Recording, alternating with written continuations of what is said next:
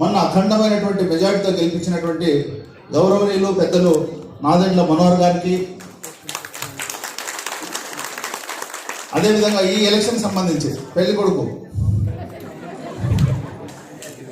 ఆయనే మీ అందరి హృదయాల్లో ఉన్న మాజీ మంత్రివర్యులు మంచి మనిషి ఆలపాటి రాజేంద్ర ప్రసాద్ గారికి, అదేవిధంగా మన ఎన్డీఏ కూటమి ఈ యొక్క సమావేశానికి ముఖ్య అతిథులుగా వచ్చేసినటువంటి బీజేపీ నాయకులు పెద్దలు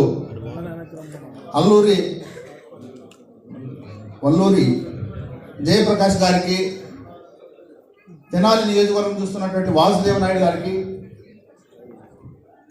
అదేవిధంగా గౌరవనీయులు పెద్దలు చంద్ర సాంబశివరావు అన్న గారికి, ఈ నియోజకవర్గాన్ని ఇన్ఛార్జిగా గత 5 సంవత్సరాలుగా పనిచేసినటువంటి గౌరవనీయులు పెద్దలు ప్రముఖ మైనార్టీ నాయకులు కరీముల్లా గారికి, ఈ యొక్క ఎన్డీఏ కూటమి సంబంధించి యువ నాయకుడు మా రాయలసీమలో టైగర్ అంటాం, అదే పరిటాల ముద్దుల బిడ్డ పరిటాల గారికి. టైం తక్కువైంది కాబట్టి ఉపన్యాసం ఎక్కువ, ఎందుకంటే పెద్దలు మాట్లాడాల్సిన అవసరం ఉంది కాబట్టి వేదికను అలంకరించినటువంటి ఎన్డీఏ కూటమికి సంబంధించినటువంటి అతిరథ మహారథులందరికీ వేదిక ముందు ఆశలైన మీ అందరికీ తల వచ్చి నమస్కారం చేస్తున్నాం. మీ అందరూ తెలుసు, అంతకంటే ముందు క్షమించాలి, పత్రికా సోదరులు, ప్రింట్ అండ్ ఎలక్ట్రానిక్ సోదరులందరూ కూడా పేరు పేరున ఎన్డీఏ కూటమి తరఫున ధన్యవాదాలు తెలియజేస్తున్నాం. ఈ సందర్భంగా మీ అందరికీ ఒకటే అప్పీల్ చేస్తున్నాం. గత 5 సంవత్సరాలు మీరందరూ చూశారు, ముఖ్యంగా నిరుద్యోగులు, ఉద్యోగులు, కార్మికులు, కర్షకులు అందరూ కూడా ఎలాంటి ఇబ్బంది పడ్డా మనం చూసాం. మరి ముఖ్యంగా ఉద్యోగ సోదరులు నెల వస్తే జీతం పడుతుందో లేదో భయపడే పరిస్థితి, మాట్లాడితే కేసులు పెడతారేమో భయపడే పరిస్థితి. టీచర్స్ అయితే 20వ తారీఖు వచ్చినా కూడా జీతాలు ఇచ్చే పరిస్థితి లేదు. అదేవిధంగా నిరుద్యోగులు, జగనన్న వస్తే ప్రతి జనవరికి జాబ్ క్యాలెండర్ నాడు 1 జనవరి అయిపోయింది, 2 జనవరి అయిపోయింది, 3 అయిపోయింది, 4th అయింది, 5th అయింది, 6th అసలు జగనన్నే లేడు. నిరుద్యోగులు విసుగు చెంది ఏ విధంగా మొన్న రిజల్ట్ చూశారో మీ అందరూ చూశారు. మొత్తం ఎన్డీఏ కూటమికి 164 మీరు ఆశీర్వాదించి గెలిపించారు. మొత్తం ఆంధ్రప్రదేశ్లో 175 నియోజకవర్గాలు ఉంటే మరి ఇక్కడ మళ్ళా మరొక అవకాశం వచ్చింది, అదే ఎమ్మెల్సీ గ్రాడ్యుయేట్స్. అక్కడ ఉభయ గోదావరి జిల్లా, ఇక్కడ కృష్ణా గుంటూరు సంబంధించి, దీనికి సంబంధించి కేవలం మేధావులైనటువంటి మీ అందరూ ఉద్యోగులు, ఉపాధ్యాయులు, నిరుద్యోగులు, యువకులు, కార్మికులు, కర్షకులు, చదువుకున్నటువంటి ఎంతోమంది ఈరోజు ఈ యొక్క అవకాశాన్ని ఉపయోగించే అవకాశం వచ్చింది. మీ అందరికీ ఒకటే అప్పీల్ చేస్తున్నాం, దయవుంచి ఒక్కసారి ఆలోచించేయండి, కంపేర్ చేయండి. గత ప్రభుత్వం ఇప్పుడున్నటువంటి ఎన్డీఏ ప్రభుత్వం ఏ విధంగా ఉందని ఒకసారి ఆలోచన చేయమంటున్నాం. మీరందరూ ఆశీర్వాదిస్తే ఎన్డీఏ కూటమి తరఫున గౌరవనీయులు పెద్దలు మనందరి అభిమాన నాయకుడు నారా చంద్రబాబు నాయుడు గారు ముఖ్యమంత్రి అయ్యారు. అదేవిధంగా జనసేన నేత అయినటువంటి టైగర్ పవన్ కళ్యాణ్ గారు ఉప ముఖ్యమంత్రి అయ్యారు. అదేవిధంగా సెంట్రల్లో మోడీ గారు అయ్యారు. డబుల్ ఇంజన్ సర్కార్ ఉండడం వల్ల ప్రతి నెల ఉద్యోగస్తులు 1వ తారీఖు నాడు జీతం వచ్చే పరిస్థితి మీరు చూస్తున్నారు. ఎన్ని ఇబ్బందులు. మొన్ననే 3 నెలలు మేము బడ్జెట్ పెట్టాం, 24వ తేదీ సోమవారం నాడు బడ్జెట్ సమావేశాలు జరగబోతున్నాయి. మొత్తం 52 హెడ్స్ అన్ని మేము అప్పులు తీస్తే ఇప్పటి వరకు 14 లక్షల కోట్ల అప్పు ఉంది. ఆ వడ్డీలు కట్టాలి, నెల నెల మీకు జీతాలు ఇవ్వాలి, పెన్షన్లు ఇవ్వాలి, సంక్షేమ అభివృద్ధి కార్యక్రమాలు ఇవన్నీ చేయాలి. ఇవన్నీ ఈరోజు జరుగుతున్నాయంటే పైన ఉన్నటువంటి మోడీ గారి ఆశీర్వాదంతో, ఇక్కడ ఉన్నటువంటి మీ అందరి అభిమాన నాయకుడు నారా చంద్రబాబు నాయుడు గారు, పవన్ కళ్యాణ్ గారు, వీళ్ళంతా కలిసి ఖచ్చితంగా మీకు అన్ని సౌకర్యాలు కల్పించే పరిస్థితి. ఇక ఎలక్షన్ సంబంధించి ఆలపాటి రాజు గారు, మొన్న జరిగిన ఎలక్షన్లో నేను కర్నూలు నుంచి వచ్చాను. దాదాపు 15 రోజుల నుంచి ఇక్కడ ఉంటున్నాను. అందరూ ఒకటే చెప్తున్నారు, తెనాలి అనేది రాయలసీమ మిగతా ప్రాంతాల కంటే దాదాపు 20 సంవత్సరాలుగా మేము ముందుంటామని చెప్తాను. నాకు ఆశ్చర్యం అనిపించింది. 15 రోజుల్లో నేను అబ్జర్వ్ చేసిందంటే ఇక్కడ చాలా మంది మీరు మేధావులు, చాలా తెలివైన వాళ్ళు. ఈ సందర్భంగా మీకు ఒకటే అప్పీల్ చేస్తున్నాం, ఒకసారి కంపేర్ చేయండి. గత ఎన్నికల్లో ఈరోజు మంత్రిగా మీ ముందున్నటువంటి నాదెండ్ల మనోహర్ గారు అఖండమైనటువంటి మెజారిటీతో మీరందరూ ఆశీర్వదించి గెలిపించారు. అదేవిధంగా ఆలపాటి రాజా గారు మంచి మనిషి, మాజీ మంత్రివర్యులు, ఈ తెనాలకు సంబంధించి ఎన్నో చేశాడు. దానికి సంబంధించి నాకంటే మీకు ఎక్కువ తెలుసు. ఈ 15 రోజుల్లో నేను చాలా విన్నాను. ఇవన్నీ దృష్టిలో పెట్టుకుని ఈ నెల 27వ తారీఖు నాడు జరిగిపోయే గ్రాడ్యుయేట్ ఎమ్మెల్సీ ఎన్నికల్లో ఎన్డీఏ కూటమి అభ్యర్థి అయినటువంటి ఆలపాటి రాజు గారిని మీ అఖండమైనటువంటి మెజార్టీతో ఓట్లు వేయించి గెలిపించమని కోరుతూ మీ దగ్గర సెలవు తీసుకున్నాను. జై హింద్. అక్కడ వేరే అధ్యక్ష స్థానాలు కంటిన్యూ చేయండి. ఇప్పుడు పెద్ద ఆయన పొలిట్ బ్యూరో సభ్యులు, మాజీ మంత్రివర్యులు అన్నగారు వేరే నియోజకవర్గంలో మీటింగ్ ఉంది కాబట్టి వెళ్లాల్సిన అవసరం ఉంది. గౌరవనీయులు మాజీ మంత్రివర్యులు చంద్రమోహన్ రెడ్డి గారిని మాట్లాడవలసిందిగా కోరుతున్నాను. కోటేశ్వరరావు గారు, మహేష్ గారు, రఘురామయ్య గారు, ముందున్న నాయకులు, సోదరులు, సోదరిమణులారా, మరి రాజా మా తమ్ముడు, ఆయన మన అలయన్స్లో కొంతమంది త్యాగాలు చేశారు. దాంట్లో మొదటి రాజా. అయితే మీరు కొన్ని దగ్గరలో కొంచెం అసంతృప్తు, డల్గా ఉండటం, ఇటువంటి ఎక్కడ ఒకరికొకరు వెనుకోవటం జరగల ఈ కూటమిలో. అది బీజేపీకి ఇచ్చినా, తెలుగుదేశానికి ఇచ్చినా, జనసేనకి ఇచ్చినా. బట్ ఇక్కడ మరింత ఉత్సాహంగా నాదెండ్ల మనోహర్ గారిని గెలిపించే దాంట్లో తెలుగుదేశం, రాజా గారి టీం అందరూ కీలక పాత్ర పోషించారు. మంచి మెజారిటీ తెచ్చుకున్నారు. రాజా అంటే 94, 99 మేమంతా కలిసి ఎమ్మెల్యేలు ఉన్నాం. నేను youth services minister 96. Raja and Nakka అనుభవం గుంటూరులో భారీ ర్యాలీ చేశారు యువత తరఫున. అన్నీ గుర్తున్నాయి. ఆయన ఎడ్యుకేషన్ మినిస్టర్గా ఒక బ్రాండ్ రాజా అంటే. ఎక్కడ మచ్చ లేకుండా ఇప్పటిదాకా రాజకీయాల్లో ఎమ్మెల్యే ఉన్నా, మంత్రి ఉన్నా, ఆయన స్వచ్ఛమైన ఒక పొలిటీషియన్, మంచి పొలిటీషియన్. ఆ స్కూల్స్ వాటిల్లో కూడా మంచి బిజినెస్ మ్యాన్. ఇంట్లో కూడా ఆడోడినైతే హౌస్ వైఫ్ అంటారు, మొగోడినైతే ఏమన్నారు నాకు తెలియకుండా పద్ధతి ఇంటి యజమాని. నేను మంచి కుర్రోడు, మంచి తమ్ముడు, నాకంటే 10 ఏళ్ళు చిన్న, మంచి భవిష్యత్తు ఉండేవాడు. ఎమ్మెల్యే ఎలక్షన్లో మనం గెలిపించుకోవాల్సిన అవసరం ఉంది. మంచి మెజారిటీతో గెలుస్తారు. ఎందుకంటే అపోజిషన్లోనే మనం ఉత్తరాంధ్ర, రాయలసీమ, నెల్లూరు, కోస్తాంధ్ర 3 సీట్లు భారీ మెజారిటీతో గెలిచాం. జగన్మోహన్ రెడ్డి ముఖ్యమంత్రి ఉన్నప్పుడే గెలిచాం. ఇప్పుడు అసలు దాని గురించి ఆలోచించలేదు. ఈవెన్ రాజా గారికి వ్యతిరేకంగా ఉండే వాళ్ళు కూడా మీరు ఎవరి కోసం ఫైట్ చేశారు? డిఎస్సి కోసం ఫైట్ చేశారా? ప్రభుత్వ ఉద్యోగుల కోసం ఏమన్నా జగన్మోహన్ రెడ్డి టైంలో జరిగిన అన్యాయాల మీద ఎప్పుడన్నా ఫైట్ చేశారా? నేను చూడాలి. ఆఖరికి టీచర్స్ చేత సారా స్టాల్స్లో పెట్టి వాళ్ళ చేత ఉద్యోగం చేయిస్తే మీరు మాట్లాడారా? టాయిలెట్స్ క్లీన్ చేస్తుంటే మాట్లాడారా? లేదు. ఈరోజు పరిస్థితి లోకేష్ బాబు వచ్చిన తర్వాత మొత్తం స్ట్రీమ్ లైన్ చేస్తున్నారు. ఎలక్షన్ కోడ్ అయిపోయిన తర్వాత డిఎస్సి నోటిఫికేషన్ రాబోతుంది, 1000 ఉద్యోగాలు రాబోతున్నాయి. అవన్నీ ఆ సిస్టమ్స్ తీసుకుని elementary school, high school elementary స్కూల్లో నాడు అంటాడు, నేడు అంటాడు, అర్థం లేకుండా చేశారు. బట్ అన్నింటినీ ఈరోజు మాట్లాడతాడు, మిర్చి ఆడిపోతాడు. ఏం మాట్లాడతాడు అర్థం కాదు. అసలు నువ్వు 7,000 రూపాయలు జీవో ఇచ్చావు, మినిమం ఎంఎస్పి 7,000 రూపాయలు ఇచ్చావు మిర్చి క్వింటాల్. ఎక్కడన్నా ఉందా 7,000? ఎప్పుడు 11, ఈరోజు 11-12,000కి వచ్చిందని నువ్వు అక్కడ పోయినావు. నువ్వు అఫిషియల్ జీవో ఇచ్చావు, జిఓఎంఎస్ నెంబర్ 28 ఇచ్చావు 2020లో. రోజు పికప్ అవుతుంది. బాబు గారు రేపు కేంద్ర వ్యవసాయ శాఖ మంత్రిని కలుస్తున్నాడు. ఆ మిర్చి రైతులను ఎట్లా ఆదుకోవాలో చూస్తున్నాడు. ఇప్పుడు నేను మంత్రి ఉన్నప్పుడు 2017లో క్వింటాల్కి 1,500 రూపాయలు బోనస్ ఇచ్చాము. ఇన్సెంటివ్ ఇచ్చాము, రేటు తగ్గుతుందండి. అక్కడ ఒక మైక్రో ఇరిగేషన్, ఒక మెకనైజేషన్, ఒక మైక్రో సూక్ష్మ పోషక పదార్థాలు ఫ్రీగా ఇచ్చాము. నేను ఉన్నప్పుడు బాబు గారి అందరితో జింక్, బోరాన్, జిప్సం 50% రైతు కట్టాలా, 50% గవర్నమెంట్, టోటల్ ఇచ్చేసేసాను. ఎందుకంటే దిగుబడి పెరగాలి. నువ్వు మైక్రో ఇరిగేషన్ 17-18లో దేశంలో నంబర్ 1, డ్రిప్ అండ్ స్ప్రింక్లర్స్ పడుకోబెట్టేశావు. ఆయన రైతుల గురించి మాట్లాడారు. అక్కడ మన పరిస్థితి ఏంటి? టోటల్ దేశంలో రైతు సగటు అప్పు 74,500 అయితే తలసరి అప్పు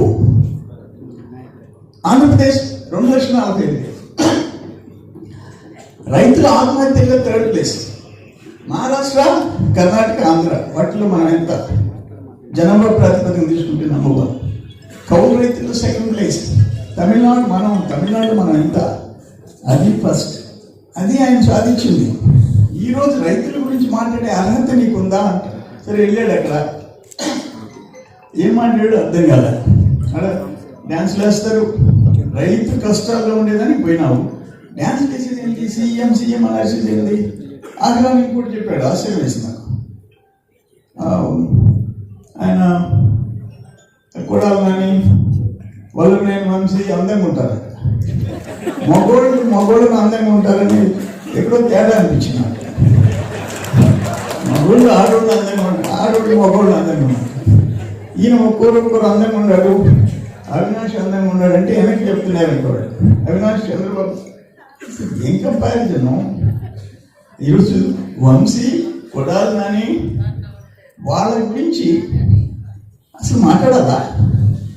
రైతుల విషయం పోయి దురదృష్టం అటువంటి కేసు పడి ఆయనకుండే వాళ్ళు చెప్తున్నారు, నీకు అవినాష్ నీకంటే బాగుంటాడు లేదు జగన్మోహన్ రెడ్డి కంటే. అదే ఆయన పరిస్థితి. బ్యాలెన్స్ తప్పిన లీడర్ ఆయన. సో వాట్ ఎవర్ ఎవరు మిగలటంలా. ఆకుండా మీ చెల్లెలు, నేను ఒక మాట చెప్పాను, నేను నా వల్ల నేను వంశీ దుర్మార్గుని చూసేదానికి పోయినావు.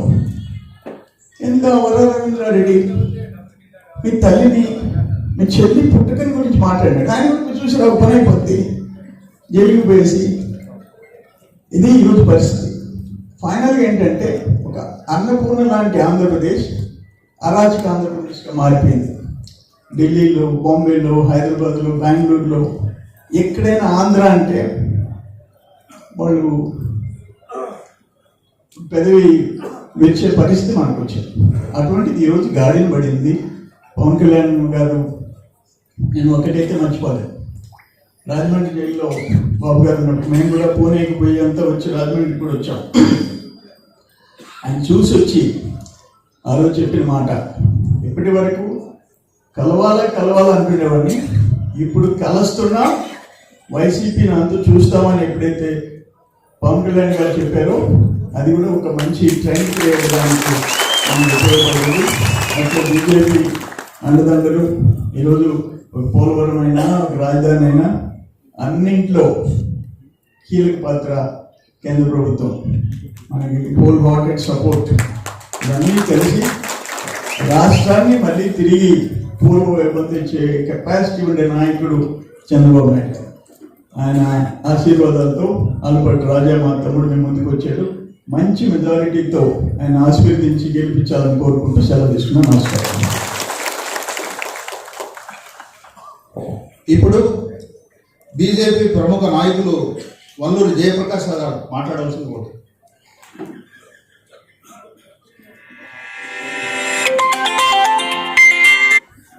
ఇవాళ ఇంతమందిని తెనాలి నియోజకవర్గంలో కలుసుకోవటం, మీ ప్రాంతానికి వచ్చి మనందరికీ ప్రీతమ నేత, మనందరికీ కావాల్సినటువంటి నాయకుడు ఆలపాటి రాజేంద్ర ప్రసాద్ గారు ఎన్డీఏ కూటమి అభ్యర్థిగా పట్టభద్రుల నియోజకవర్గం నుంచి పోటీ చేస్తున్న సందర్భంగా మనందరం కూడా ఇవాళ సమావేశాన్ని నిర్వహించుకుంటా ఉన్నాం.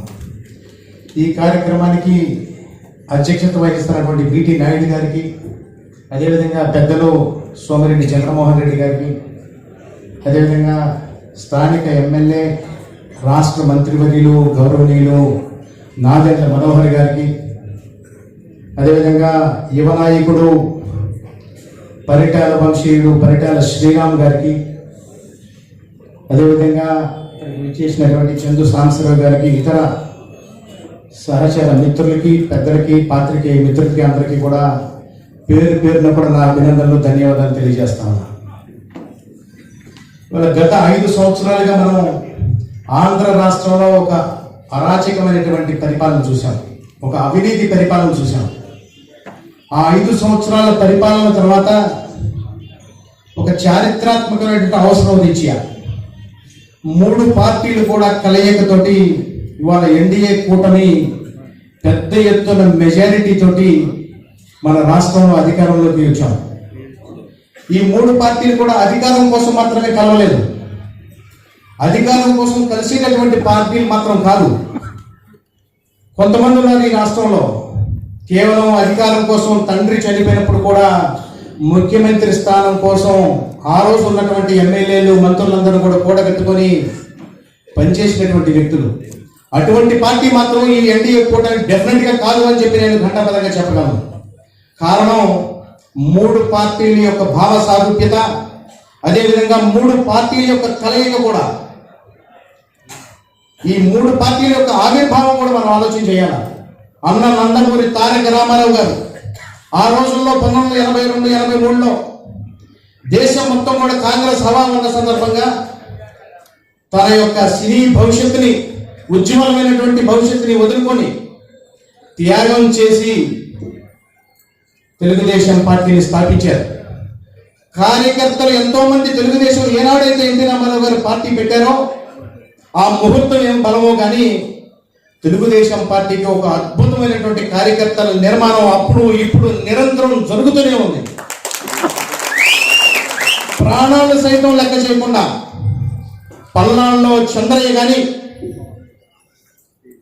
అన్న పరిటాల శ్రీరామ్ గాని వారి మెడ కోసిన సందర్భంలో ఒక్కసారి వైఎస్ఆర్సీపీ జిందాబాద్ అనమంటే ప్రాణం పోతున్న సందర్భంలో కూడా తెలుగుదేశం జిందాబాద్ అన్నటువంటి కార్యకర్తలు కలిగినటువంటి పార్టీ తెలుగుదేశం పార్టీ. అటువంటి త్యాగధనుల పార్టీ తెలుగుదేశం పార్టీ, అటువంటి త్యాగధనుల మీద నిర్మితమైనటువంటి పార్టీ తెలుగుదేశం పార్టీ. అదేవిధంగా జనసేన మిత్రులు పవన్ కళ్యాణ్ గారి ఇమేజ్ ఏంటో మనందరం చూసాము. వారు సినీ రంగంలోనే సినిమా హీరోగా చేస్తూనే ఎంతో సందేశాత్మకమైనటువంటి చిత్రాలు చేసినటువంటి సందర్భం. ఒక ఉజ్వలమైనటువంటి భవిష్యత్తు కలిగి తన యొక్క చరిష్మా తోటి ఆంధ్ర రాష్ట్రాన్ని ఉర్రుతూగిస్తా ఒక్కొక్క సినిమాకి రమారమి 50 కోట్ల నుంచి 100 కోట్లు తీసుకునేటటువంటి పవన్ కళ్యాణ్ గారు ఈ రాష్ట్ర భవిష్యత్తు కోసం, రాష్ట్ర అవసరాల కోసం తన పార్టీ పెట్టడమే కాదు, తన యొక్క సంపాదించిన ఆస్తంతా కూడా పార్టీని నిర్మాణంలో భాగంగా చేసి త్యాగం చేసి నిర్మించినటువంటి పార్టీ జనసేన పార్టీ. ఇక భారతీయ జనతా పార్టీ, భారతీయ జనతా పార్టీ యొక్క పుట్టుకే త్యాగంతో నిర్మితమైనటువంటి పార్టీ భారతీయ జనతా పార్టీ.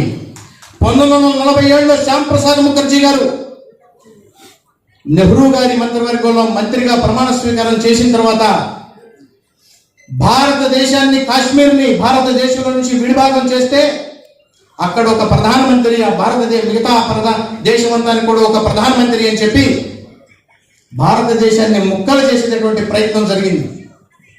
అటువంటి సందర్భంలో ఈ దేశానికి ఒకే ప్రధాని ఉండాలి, ఒకే జెండా ఉండాలి, ఒకే రాజ్యాంగం ఉండాలి అని చెప్పి నినదించి తృణప్రాయంగా తన యొక్క మంత్రిని వదిలేసుకొని జనసంఘను స్థాపించినటువంటి వ్యక్తి స్వర్గీయ శ్యామ్ ప్రసాద్ ముఖర్జీ గారు. అదేవిధంగా మనందరికీ కూడా తెలుసు, మనందరం కూడా చూసినటువంటి పరిస్థితి. అటల్ బిహారీ వాజ్పేయి గారు 1996లో కేవలం 13 రోజులు మాత్రమే ప్రధానమంత్రిగా ఉండి ఎలక్షన్ పార్లమెంట్ లో జరిగినటువంటి ఓటింగ్ లో ఓటమి చెందిన సందర్భంగా కేవలం ఒక్క ఓటుతోటి ప్రధానమంత్రిగా దిగిపోవాల్సి వస్తే ఆ రోజు ఉన్నటువంటి ప్రతిపక్ష పార్టీల్లో కొంతమంది వ్యక్తులు వచ్చి మీకు మద్దతు ఇస్తాం, మీలాంటి వారి దేశానికి ప్రధాని అవసరము, మా పొరపాటు జరిగిందని చెప్పి ముందుకు వస్తే పార్లమెంట్ లో నేను మెజారిటీ నిరూపించుకోలేనప్పుడు నాకు ఈ ప్రధానమంత్రి పదవి అవసరం లేదు, ఈ దేశం నన్ను ఎన్నుకున్న రోజునే మరొకసారి ప్రధానమంత్రిగా వస్తానని చెప్పి త్యాగం చేసి ఒక్క ఉదుపున ఒక్క సెకండ్ కూడా ఆలోచన చేయకుండా తన ప్రధానమంత్రిని తృణప్రాయంగా వదిలేసినటువంటి నాయకుడు అటల్ బిహారీ వాజ్పేయి గారు స్థాపించినటువంటి పార్టీ భారతీయ జనతా పార్టీ. ఇటువంటి త్యాగధనుల కార్యకర్తలతోటి నిర్మితమైనటువంటి భావస్వరూప్యత కలిగినటువంటి పార్టీ ఎన్డీఏ కూటమి. ఇవన్నీ మీకు ఎందుకు గుర్తు చేస్తా ఉన్నారంటే, నిన్నగాక మొన్న మన అరాచకపు మాజీ ముఖ్యమంత్రి చెప్పాడు ఒక మాట. వైఎస్ఆర్సీపీ సమావేశంలో చెప్తా ఉన్నాడు, అయ్యా నేను గత 5 సంవత్సరాల పాటు నేను దోపిడీ చేసుకోవటమే సరిపోయింది, నాతోటి ఉన్నటువంటి కొద్దిమంది వ్యక్తులు ఈ దేశం మొత్తాన్ని, రాష్ట్రం మొత్తాన్ని కూడా అరాచకంతో దోపిడీ చేశాం, అన్ని రకాలైనటువంటి తప్పులు చేశాం, రాబోయేటటువంటి ఏదో జగన్ 2 అని వచ్చిందంట. జగన్ 2, జగన్ 1కే మొత్తం అయిపోయింది. రాష్ట్రం అంతా కూడా ఇంతకుముందే పెద్దలు చెప్పారు 14 లక్షల కోట్ల రూపాయలు అప్పులు చేశామని. జగన్ 2 వచ్చిందని కలలగనుకునేటటువంటి ముఖ్యమంత్రి, ఆత్మలతో మాట్లాడేటువంటి మాజీ ముఖ్యమంత్రి. ఆయన చెప్తాడు, ఈసారి కనుక జగన్ 2 వస్తే కార్యకర్తల యొక్క సంక్షేమాన్ని చూసుకుంటాను అని చెప్తా ఉన్నాడు. కానీ కార్యకర్తల యొక్క బాధ్యత సంక్షేమం చూసుకునేటటువంటి లోకేష్ అన్నగారు లాంటి వ్యక్తి, అదేవిధంగా నాదెండ్ల మనోహర్ గారు, పవన్ కళ్యాణ్ గారు లాంటి వ్యక్తులు, అదేవిధంగా భారతీయ జనతా పార్టీకి సంబంధించిన నరేంద్ర మోదీ గారు, అమిత్ షా గారు లాంటి వ్యక్తులు ఉన్నంత కాలం కార్యకర్తలందరినీ కూడా పార్టీ స్థాపించిన నాటి నుంచి కూడా వారి యొక్క సంక్షేమం చూసుకుంటున్నటువంటి పార్టీని 3 భావస్వరూపిత కలిగినటువంటి పార్టీ. అటువంటి కార్యకర్త బలం కలిగినటువంటి మనం ఇవాళ ఆలపాటి రాజేంద్ర ప్రసాద్ గారు లాంటి కార్యకర్తల నుంచి పుట్టుకొచ్చినటువంటి వ్యక్తి. మీ అందరికీ కూడా నాకంటే బాగా తెలుసు. నాకు చిన్నప్పటి నుంచి కూడా మా నాన్నగారికి సన్నిహితంగా ఉండటం వల్ల నాకు వ్యక్తిగతంగా కూడా తెలుసు. కార్యకర్తలకి ఎప్పుడు ఏ అవసరం వచ్చినా కులాలకి, మతాలకి అతీతంగా, వర్గాలకి, వర్ణాలకి అతీతంగా, ప్రాంతాలకి అతీతంగా ఎప్పుడైనా వచ్చి అన్నా ఈ సహాయం కావాలి అంటే నిలబడి పోలీస్ స్టేషన్ కూడా ఎమ్మెల్యేగా, మంత్రిగా ఉన్న రోజుల్లో కూడా వెళ్ళి కూర్చొని పనిచేసినటువంటి వ్యక్తి మన ఆలపాటి రాజేంద్ర ప్రసాద్ గారు. అటువంటి నాయకుడు ఉన్నటువంటి ఎన్డీఏ కూటమిని ఇవాళ పట్టభద్రుల నియోజకవర్గంలో మనం గెలిపించుకోవాల్సినటువంటి అవసరం ఉంది. నిన్నగాక మొన్న చూసాం మనం కేంద్ర బడ్జెట్లో 1,00,000 రూపాయలు నెలసరి ఆదాయం, అంటే సుమారుగా 12 లక్షల రూపాయలు మనకు ఆదాయం వస్తూ ఉంటే ఒక్క నయా పైసా కూడా మన మీద ఇన్కమ్ ట్యాక్స్ లేకుండా చేసి, అదేవిధంగా ఈ రాష్ట్రం అభివృద్ధి చెందాలని చెప్పి అమరావతికి నిధులిస్తూ, మనకి జీవనాడైనటువంటి పోలవరానికి నిధులిస్తూ, మన అందరి యొక్క ఆత్మగౌరవమైనటువంటి విశాఖపట్నానికి రైల్వే జోన్ ఇస్తూ, మన ఆత్మగౌరవమైనటువంటి విశాఖ ఉక్కును కాపాడుకున్నటువంటి ఎన్డీఏ కూటమికి సంబంధించినటువంటి వ్యక్తి ఇవాళ మన ఆలపాటి రాజేంద్ర ప్రసాద్ గారు. అటువంటి వ్యక్తిని గెలిపించుకొని పట్టభద్రుల తరఫున మనందరం కూడా ఇక్కడ ఎంతమంది గ్రాడ్యుయేట్స్ ఉన్నారో కానీ ఇక్కడ ఉన్నటువంటి ఒక్కొక్క కార్యకర్త ఖచ్చితంగా 100 మంది గ్రాడ్యుయేట్స్ ని ఓటు వేయించగలరని నమ్ముతూ మీ యొక్క సహాయ సహకారాలతోటి బ్యాలెట్ పేపర్ మీద ఆలపాటి రాజేంద్ర ప్రసాద్ అని కనబడిన చోట 1వ నెంబరు, ఒక నెంబర్ వేసి 1 అని వేసి 1 అనే సంఖ్య వేయాలి. రోమన్ అంకె కానిటువంటిది ఏమీ వేయకూడదు. 1 అనే అంకె వేసి వారిని గెలిపించుకొని, అఖండమైనటువంటి మెజార్టీలను గెలిపించుకొని ఒక మంచి ప్రభుత్వం ఎన్డీఏ కూటమి ఇక్కడ ఉంది అని చెప్పి మన అందరూ కూడా వారికి మరింత బలాన్ని చేకూర్చి, ఈ కూటమి కూడా మరింత బలాన్ని చేకూరుస్తారని నమ్ముతూ, మీ యొక్క ఆదరాభిమానంలో ఆశీస్సులు ఉన్నంత కాలం ఈ కూటమి ప్రభుత్వం రాబోయేటటువంటి 10-15 సంవత్సరాల పాటు ఈ రాష్ట్రాన్ని నిర్విఘ్నంగా పరిపాలిస్తుందని ఆశిస్తూ మరొకసారి మీ అందరికీ ధన్యవాదాలు తెలియజేస్తూ సెలవు తీసుకుంటా ఉన్నాను. భారత్ మాతాకి. ఇప్పుడు జనసేన పార్లమెంట్ ఇన్ఛార్జ్ గౌరవనీయులు పెద్దలు నాయబ్ కమల్ గారు మాట్లాడవలసిందిగా కోరుతున్నాను. దయవించి వక్తలు గమనించాలి. మనం మీటింగ్ లేట్ స్టార్ట్ చేశాం, ఇంకా మంత్రివర్గం మాట్లాడాలి, పెళ్లి కొడుకు మాట్లాడాలి, కాబట్టి తక్కువ టైంలో ముగించవలసిందిగా కోరుతున్నాను. వేదిక మీద ఉన్న కూటమి పార్టీ నాయకులకు, ఇక్కడ విచ్చేసినటువంటి జనసేన, టీడీపీ, బీజేపీ కార్యకర్తలకు అందరికీ నాకు నమస్కారాలు తెలియజేసుకుంటూ, గతంలో మనం చూసాం, గత ప్రభుత్వం గెలిచినాక సీఎం అయిన వైఎస్ జగన్మోహన్ రెడ్డి తాడేపల్లిలో పెట్టుకున్న ప్యాలెస్లో ఉండి పరిపాలన చేశారు తప్ప ఆ 5 సంవత్సరాల్లో ఆయన బయటకు వచ్చి ప్రజలతో కలిసింది లేదు. ఇప్పుడు రోడ్డు మీద పడి తిరుగుతున్నారు. ఇప్పుడు రోడ్డు మీద పడి ఆయన ఏం మాట్లాడుతాడో ఆయనకి అర్థం కాదు. ఏమి లేని విషయాన్ని నేరస్తులు లోపలేస్తే అతను మిస్టర్ క్లీన్ అంటాడు. వీళ్ళు చేసేది తప్పులు. ఇప్పుడేమో ఏదోదో చెప్పాలని ఏం చెప్పలేకపోతున్నాడు. ఎందుకంటే ఈ కూటమి ప్రభుత్వం చేస్తున్నాయి అభివృద్ధి పనులు కానివ్వండి, మనం ఈ 8 నెలల్లో చూస్తున్నాం. మనోహర్ గారు తెనాలి నియోజకవర్గంలోనే చరిత్రలో రాని అత్యధిక మెజార్టీతో గెలిచారు. ఇక్కడ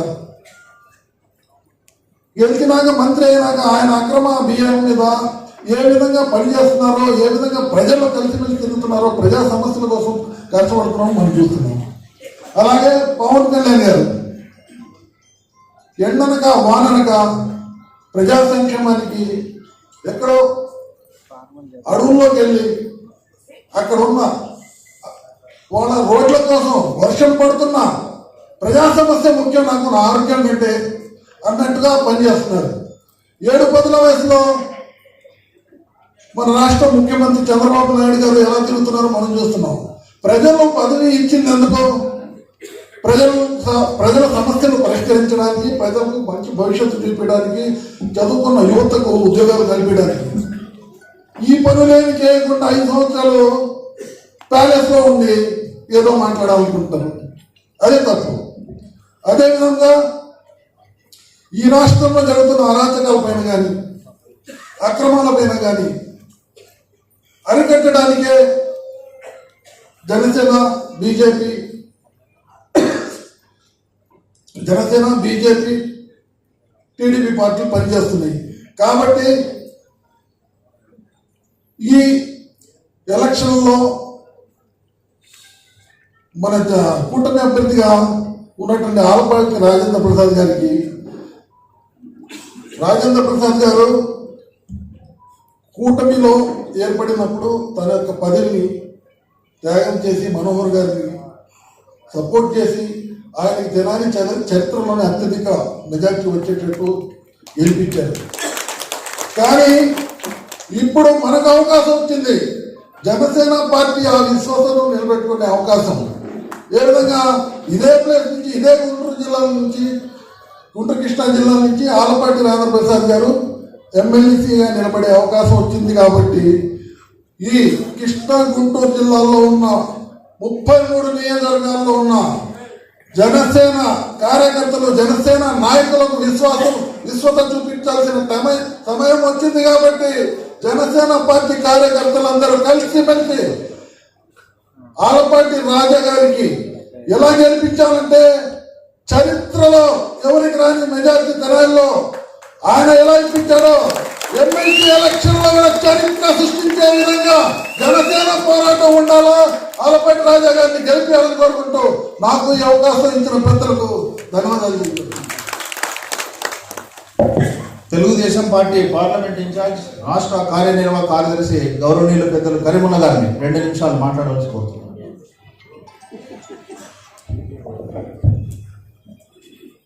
ఎమ్మెల్సీ ఎన్నికల సందర్భంగా ఏర్పాటు చేసిన సభకు అధ్యక్షత వహించిన మన సోదరులు నాయుడు గారికి, ఈ కార్యక్రమంలో ముఖ్య అతిథులుగా ఇచ్చేసిన మన ప్రియతమ నాయకులు మరి మంత్రివర్యులు నాదెళ్ల మనోహర్ గారికి, అదేవిధంగా ఇప్పుడు ఎమ్మెల్సీలో అభ్యర్థిగా పోటీ చేస్తూ మనందరికీ తెలిసిన వ్యక్తి మన ఆలపాటి రాజా గారికి, ఇంకా వేదికను అలంకరించిన తదితర పెద్దలకు, తెలుగుదేశం పార్టీ ఇంకా జనసేన బీజేపీ నాయకులు అందరికీ, పాత్రికేయ సోదరులకి, మీకు అందరికీ నా హృదయపూర్వక నమస్కారం.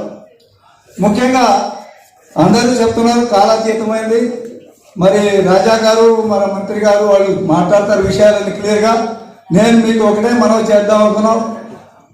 గుంటూరు కృష్ణా జిల్లాల పట్టభద్రుల ఎమ్మెల్సీ అభ్యర్థిగా ఆలపాటి రాజా గారిని కూటమి నాయకత్వం అంతా కలిసి ఒక అభ్యర్థిగా పెట్టడం జరిగింది. అంటే తెనాలి నియోజకవర్గంలో సర్వీస్ చేస్తే ఒక నియోజకవర్గ తెలుగుదేశం పార్టీ కార్యకర్తలకు, ప్రజలకు ఉపయోగపడతాడు. కాబట్టి 33 నియోజకవర్గాలకి ఉపయోగపడే విధంగా రాజా గారి సేవలు తీసుకోవాలనే ఉద్దేశంతో తెలుగుదేశం పార్టీ మరి ఎమ్మెల్సీ అభ్యర్థిగా నిర్ణయించడం జరిగింది. కాబట్టి దయచేసి ప్రతి కార్యకర్త అన్ని కూటమి పార్టీలు అన్ని కలిసి మరి ఆలపాటి రాజా గారికి ఓటు ఎక్కువ శాతం వేసే విధంగా మన కార్యకర్తలు వాళ్ళు వీళ్ళు అందరూ కలిసి మరి ఎవరు మరి బడుగు బలహీన వర్గాలు పేదలకు ఉపయోగపడే కార్యక్రమాలు చేస్తారు, అందరికీ ఎలా అందుబాటులో ఉంటారో మీరు అందరూ గమనించి మరి ఎక్కువ శాతం మన పార్టీ కార్యకర్తలు ఇంకా లోకల్గా ఉండేవాళ్ళు, పట్టభద్రులు, ఓటు ఉన్నవాళ్ళు, వాళ్ళ బంధువులు అందరినీ కూడా తీసుకొని వచ్చి ఉదయం 8 గంటలకి స్టార్ట్ అవుతుంది, సాయంత్రం 4 గంటల దాకే పోలింగ్ జరుగుతుంది. కాబట్టి దాన్ని ఎక్కువ శాతం మనం ఎప్పుడైతే పోల్ చేపిస్తామో ఎక్కువగా మెజార్టీ పెరుగుతుంది, గెలవటం ఖాయం. కాకపోతే మెజార్టీని పెంచడానికి యంత్రాంగం మొత్తం చేయాలని, అదేవిధంగా మరి మీ అందరికీ మరొకసారి నమస్కారాలు తెలియజేస్తూ సెలవు తీసుకుంటున్నాను. బీజేపీ ప్రముఖ నాయకులు గౌరవనీయులు పెద్దలు నందు సాంబశివరావు గారిని మాట్లాడవలసిందిగా కోరుతున్నారు.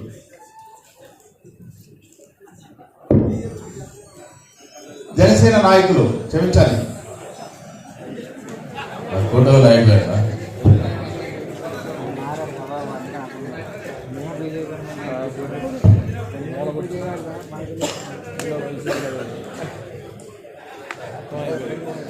ఈ ఆత్మీయ సమావేశాన్ని నడిపిస్తున్నటువంటి పెద్దలు గౌరవనీయులు మన శాసన మండలి సభ్యులు శ్రీ బిటి నాయుడు గారికి, అలాగే ఈ కార్యక్రమానికి ముఖ్య అతిథులుగా విచ్చేసినటువంటి పెద్దలు మన మంత్రివర్యులు మన శాసనసభ్యులు శ్రీ నాదెండ్ల మనోహర్ గారికి, ఈనాటి కర్త ఈనాటి పెళ్లి కొడుకని డిస్క్రైబ్ చేశారు, అలా అనొచ్చలేదో పెద్దలు మాజీ మంత్రివర్యులు మనందరికీ సుపరిచితులు శ్రీ ఆలపాటి రాజంప్రసాద్ గారికి, మరి వేదిక మీద ఉన్నటువంటి పెద్దలందరికీ కూడా సుధాకర్ గారికి, కమ్మాల్ గారికి, కరీం గారికి, శ్రీరామ్ గారికి, జయప్రకాష్ గారికి, పెద్దలందరికీ, రఘురామ గారికి, వెనకందరూ ఉన్నారు, మా కుద్దూస్ గారు ఉన్నారు, రెడ్డి గారు ఉన్నారు, అందరికీ పేరు పేరు నమస్కారాలు తెలియజేస్తూ ఈక్వల్లీ ఈ సభలో ఉన్న ప్రతి ఒక్క మెంబర్కి కూడా ఈ ఆత్మీయ సమావేశానికి వచ్చిన మీ అందరికీ కూడా పేరు పేరున నమస్కారం. సరే, రాజకీయంగా ఏం జరుగుతుందో, ఏం జరిగిందో, ఏం జరగాలో మనందరికీ ఒక అవగాహన ఉంది. ఒకే ఒక పాయింట్ చెప్పి నేను విరమించాలనుకుంటున్నాను. గతంలో ఏం జరిగిందో, ఏం జరిగితే దాంట్లో మార్పు కోరుకుని ఒక ప్రత్యేకమైన పరిస్థితుల్లో పవన్ కళ్యాణ్ గారు తెలుగుదేశం పార్టీతో వాలంటరీగా మనం కలిసి పనిచేయాలి, బీజేపీ కూడా వచ్చి మనతో పాటు కలిసి పనిచేస్తుందనే హామీ ఇచ్చి తనకి వ్యక్తిగతంగా జన సైనికులకి ఎలాంటి లాభమో నష్టమో బేరీజ్ వేసుకోకుండా రాజకీయమైనటువంటి లాభ నష్టాలు ఆలోచించకుండా ఆయన పొత్తుని అనౌన్స్ చేయటం, అది మన రాష్ట్ర రాజకీయ గమనాన్ని మార్గాన్ని డెఫినెట్గా మార్చిందని మనందరం ఒప్పుకోవాలి. ఆయన రాజమండ్రిలో చేసిన ఉపన్యాసం తర్వాత పరిస్థితులు డ్రాస్టిక్గా మారి ఎంతోమంది ఉత్తేజభరితులై ఈ 3 పార్టీలు కలవాలి, ముగ్గురం కలిసి పనిచేయాలి, మన సాంప్రదాయాలను మార్చాలి, మన రాజకీయ ఈ ఏదైతే జరుగుతుందో గత ప్రభుత్వంలో కొత్తగా ఏర్పడినటువంటి రాజకీయ ఒరవడి మంచిది కాదు, ఈ సాంప్రదాయం మంచిది కాదు, జనాల్ని భయభ్రాంతులు చేయటం లేదా స్వార్థానికి రాజకీయాల్ని వాడుకోవడం అన్నది మంచిది కాదు అని పవన్ కళ్యాణ్ గారు ఏదైతే మాట్లాడారో, ఓటు చేరకూడదు, అపోజిషన్ ఓటు చేయకూడదని దాన్ని గౌరవించి మనందరం కూడా ఆ రోజున పనిచేస్తాం. అయితే అదే స్ఫూర్తి ఆ రోజు ఎలక్షన్స్ జనరల్ ఎలక్షన్స్తో అయిపోదు. ఇక్కడ పెద్దలు మనోహర్ గారి గెలుపులో డెఫినెట్గా అన్ని పార్టీలు పనిచేసి రాజేంద్ర ప్రసాద్ గారు మరి ముఖ్యంగా ఆ బాధ్యత తీసుకుని పనిచేశారు. కాబట్టి దాన్ని మనం రెసిప్రోకేట్ చేయాలి. ఎస్పెషల్లీ జన సైనికులందరికీ నా అప్పీల్ ఏంటంటే, లాభ నష్టాలతో సంబంధం లేకుండా పవన్ కళ్యాణ్ గారు ఎలా కూటమిని ఏర్పాటు చేసి ప్రభుత్వాన్ని స్థాపించి ఒక సుస్థిరమైన ప్రభుత్వం ఉంటే మన రాష్ట్రం అన్ని విధాలా బాగుంటుంది, అభివృద్ధి చెందుద్ది అని ఏదైతే ఆయన ఆకాంక్షించారో అది జనరల్ ఎలక్షన్స్తో అయిపోదు. అది ఇంకో 5 సంవత్సరాలు, 10 సంవత్సరాలు, 15 సంవత్సరాలు కొనసాగితే కానీ అదంతా మనం సాధించలేము. ఈలోపు ఆ సుస్థిర ప్రభుత్వాన్ని మనం ఏర్పరచుకోవాలన్నా, మంచి నిర్ణయాలు తీసుకుని పాలన కొనసాగాలన్నా ఎలాంటి ఒడిదుడుకులు లేకుండా మనకు వచ్చిన అన్ని అవకాశాల్లోనూ ఈ కూటమి కలిసే పనిచేయాలి, కలిసికట్టుగా ఉండాలి, అన్ని విజయాల్ని మనం కైవసం చేసుకోవాలి. దాంట్లో మన ముందు వచ్చినటువంటి పెద్ద టెస్టు, అతి ముఖ్యమైన టెస్టు శ్రీ ఆలపాటి రాజేంద్ర ప్రసాద్ గారి ఎలక్షన్. దీన్ని ఎవరూ లైట్గా తీసుకోవద్దండి. కొంతమంది అంటున్నారు ఇదేముందండి అంతా అయిపోయింది, మనకు అపోజిషనే లేదని. అలా ఉండదు. Graduates are very very intelligent. వాళ్ళకుండే అభిప్రాయాలు వాళ్ళకుంటాయి.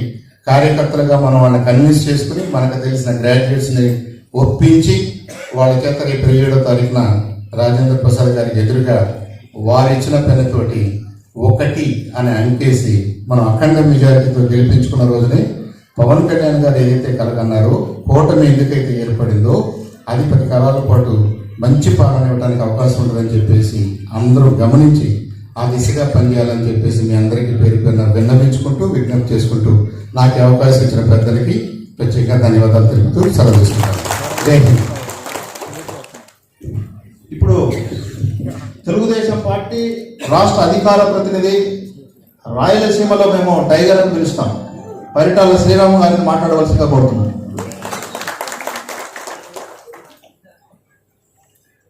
సభాధ్యక్షులకు, వేదిక అలంకరించిన పెద్దలకు, ఇక్కడికి విచ్చేసిన తెలారి నియోజకవర్గ పెద్దలకు, మహిళలకు, అదే రకంగా మనకు ముఖ్య అతిథిగా ఈరోజు ఇక్కడికి విచ్చేసిన రాష్ట్ర మంత్రివర్యులు ఆదిల మనోహర్ గారికి, మరి ఇంతసేపు పెద్దలందరూ చెప్పినట్టుగా మన కొత్త పెళ్లి కొడుకు ఆలపాటి రాజా గారికి, అదే రకంగా జయప్రకాష్ గారికి, అదే రకంగా వేదిక అలంకరించిన పెద్దలందరికీ పేరు పేరు నమస్కారాలు తెలియజేస్తున్నాను.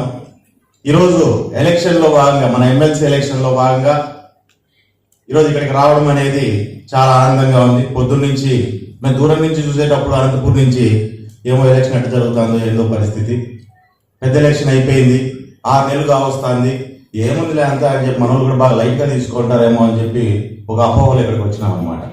పొద్దున్న నుంచి రాజాతో పాటు తిరుగుతా అంటే ఎక్కడికి వెళ్ళినా కానీ అక్కడ ఎక్కడికక్కడ గ్రాడ్యుయేట్స్ అనేవాళ్ళు, టీచర్స్ కానీ, ఇంకోరు కానీ, ఆఫీసర్స్ కానీ ప్రతి ఒక్కరు ముందుకు వచ్చి మేమంతా ఖచ్చితంగా ఈసారి మిమ్మల్ని గెలిపించుకుంటామని చెప్పే మాటలు వింటా అంటే ఖచ్చితంగా సగం ఎలక్షన్ మనం అయిపోగొట్టుకున్నాము. అంటే సగం ఎలక్షన్ అయిపోగొట్టుకున్నాము, వాళ్ళు బాగా మాట్లాడుతున్నారు కదా అని చెప్పి మనం లైట్గా తీసుకునే పరిస్థితి అయితే కాదు. ఇందాక చెప్పినట్టుగా 6 నెలలు కావచ్చింది, చాలా మంది ఇంక్లూడింగ్ మేము కూడా 6 నెలలు వచ్చింది, గవర్నమెంట్ వచ్చింది అని చెప్పి అందరూ లైట్గా గతంలో ఒకసారి ఆలోచన చేసుకుంటే గత 5 ఏళ్ళు మనం పడిన సమస్యలు, ఇబ్బందులు, రోడ్లు ఎక్కి ప్రజల సమస్యలు ఏ రకంగా అయితే మనం పోరాటం చేసి ముందుకు తీసుకొచ్చామో అవన్నీ గత 6 నెలల నుంచి కొంచెం లైట్ తీసుకొని మనం కూడా మర్చిపోవడం జరిగింది. ఈరోజు ఆ భూజంతా దులిపేసి మరొకసారి ఆ పౌరుషాన్ని మళ్ళీ మనం బయటికి తీసుకొని రావాలి. జనసేన, తెలుగుదేశం, బీజేపీ కార్యకర్తలు అంతా కలిసి ఈ రాష్ట్రాన్ని ముందుకు ఏ రకంగా అయితే ముందు నడిపించుకొని మంచి కోసం కలిసి మనం ఈరోజు ముందుకు నడిచామో అదే రకంగా ఈరోజు ఈరోజు గుంటూరు, కృష్ణా జిల్లా ఎమ్మెల్సీ ఎలక్షన్ల కోసం కూడా మనం అదే రకంగా మనం అంతా కలిసి ముందుకు రావాల్సిన అవసరం ఉందని మీకు అందరికీ తెలియజేస్తున్నా. ఈరోజు ఎలక్షన్లో నిలబడము, పనిచేయడము, లేకుంటే ఓట్లు వేయడము, ఇవన్నీ ఎంత ముఖ్యమో అన్నిటికంటే ముఖ్యమైనది ఏంటంటే ఎలక్షన్ హియరింగ్. ఎలక్షన్ హియరింగ్ అనేది చాలా ముఖ్యమైన ప్రాసెస్ ఏ ఎలక్షన్లో అయినా సరే.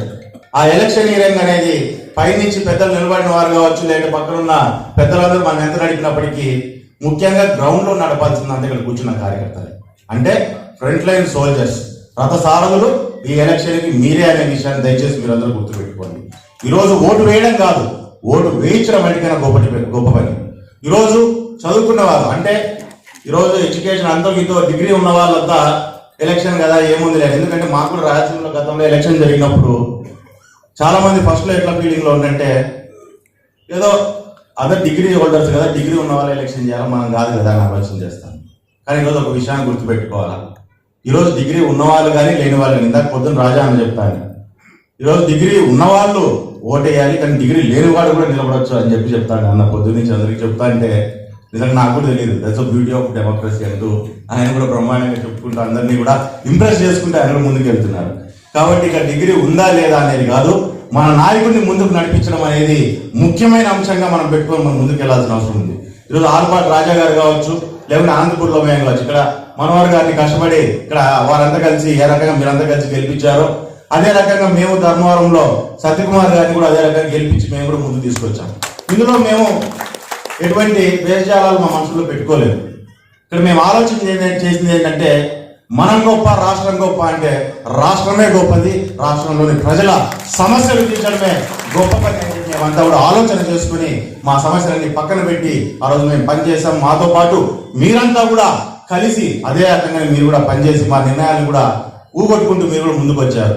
కాబట్టి అదే రకంగా ఈ రోజు కూడా రాబోయే ఈ ఎమ్మెల్సీ ఎలక్షన్ లో ఒక బ్రహ్మాండమైన మెజార్టీని మీరంతా కలిసి ఆల్పాటి రాజా గారికి ఇస్తారని, ఇప్పించబోతున్నారని చెప్పి మీ అందరి దగ్గర కూడా మాట తీసుకోవడానికే ఈరోజు తెనాలి మీ దగ్గరికి రావడం జరిగింది. ఈరోజు అన్ని నియోజకవర్గాల కంటే కూడా ఈ నియోజకవర్గంలోనే నాకు తెలిసి ఎక్కువ బాధ్యత ఉంటుంది ఆయన మీద, ఆయన బ్రహ్మాండమైన మెజార్టీ తీసుకొచ్చే దాంట్లో. కాబట్టి మిగతా అన్ని నియోజకవర్గాలపైకి తెనాలిలో ఒక బ్రహ్మాండమైన మెజార్టీని మీరంతా కలిసి కష్టపడి ఇవ్వాలని మిమ్మల్ని అందరినీ కోరుకుంటూ, రెండోది 27వ తారీఖున మనకి ఎలక్షన్. 27వ తారీఖున అంటే 26 శివరాత్రి పెట్టుంది అంతే, 26 శివరాత్రి జాగారం. మీకు కొంచెం ఎలక్షన్ అయిపోయిన వరకు కూడా అట్లా కంటిన్యూ చేయాలి, నెక్స్ట్ రోజు 3 గంటల దాకా. కాబట్టి పండగ ఉంది కదా అని చెప్పి చాలా మంది కొంచెం లైట్ తీసుకుంటా అంటారు. వారందరికీ కూడా చెప్పాలి, ఓటు మీరు వేయడమే కాక అందరితో నేర్పించాలి. రెండోది మన జనరల్ ఎలక్షన్ లా కాదు, ప్రశాంతంగా జరిగిపోతా ఉంటుంది. వస్తా అంటారు, ఓటర్లు పోతా అంటారు, కానీ ప్రతి ఒక్కరిని కదిలించడం అనేది చాలా ముఖ్యమైన విషయం. దాన్ని మాత్రం దయచేసి మీరు అందరూ గుర్తుపెట్టుకోవాలా.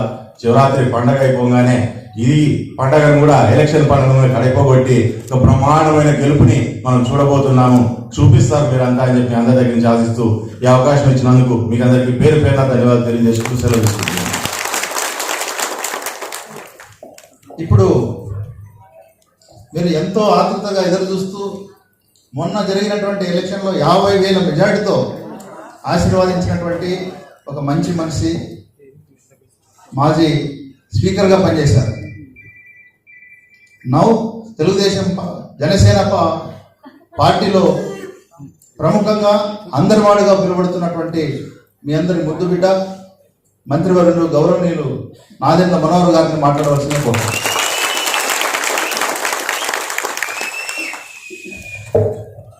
సభాధ్యక్షులు శాసనమండలి సభ్యులు బేటి నాయుడు గారికి,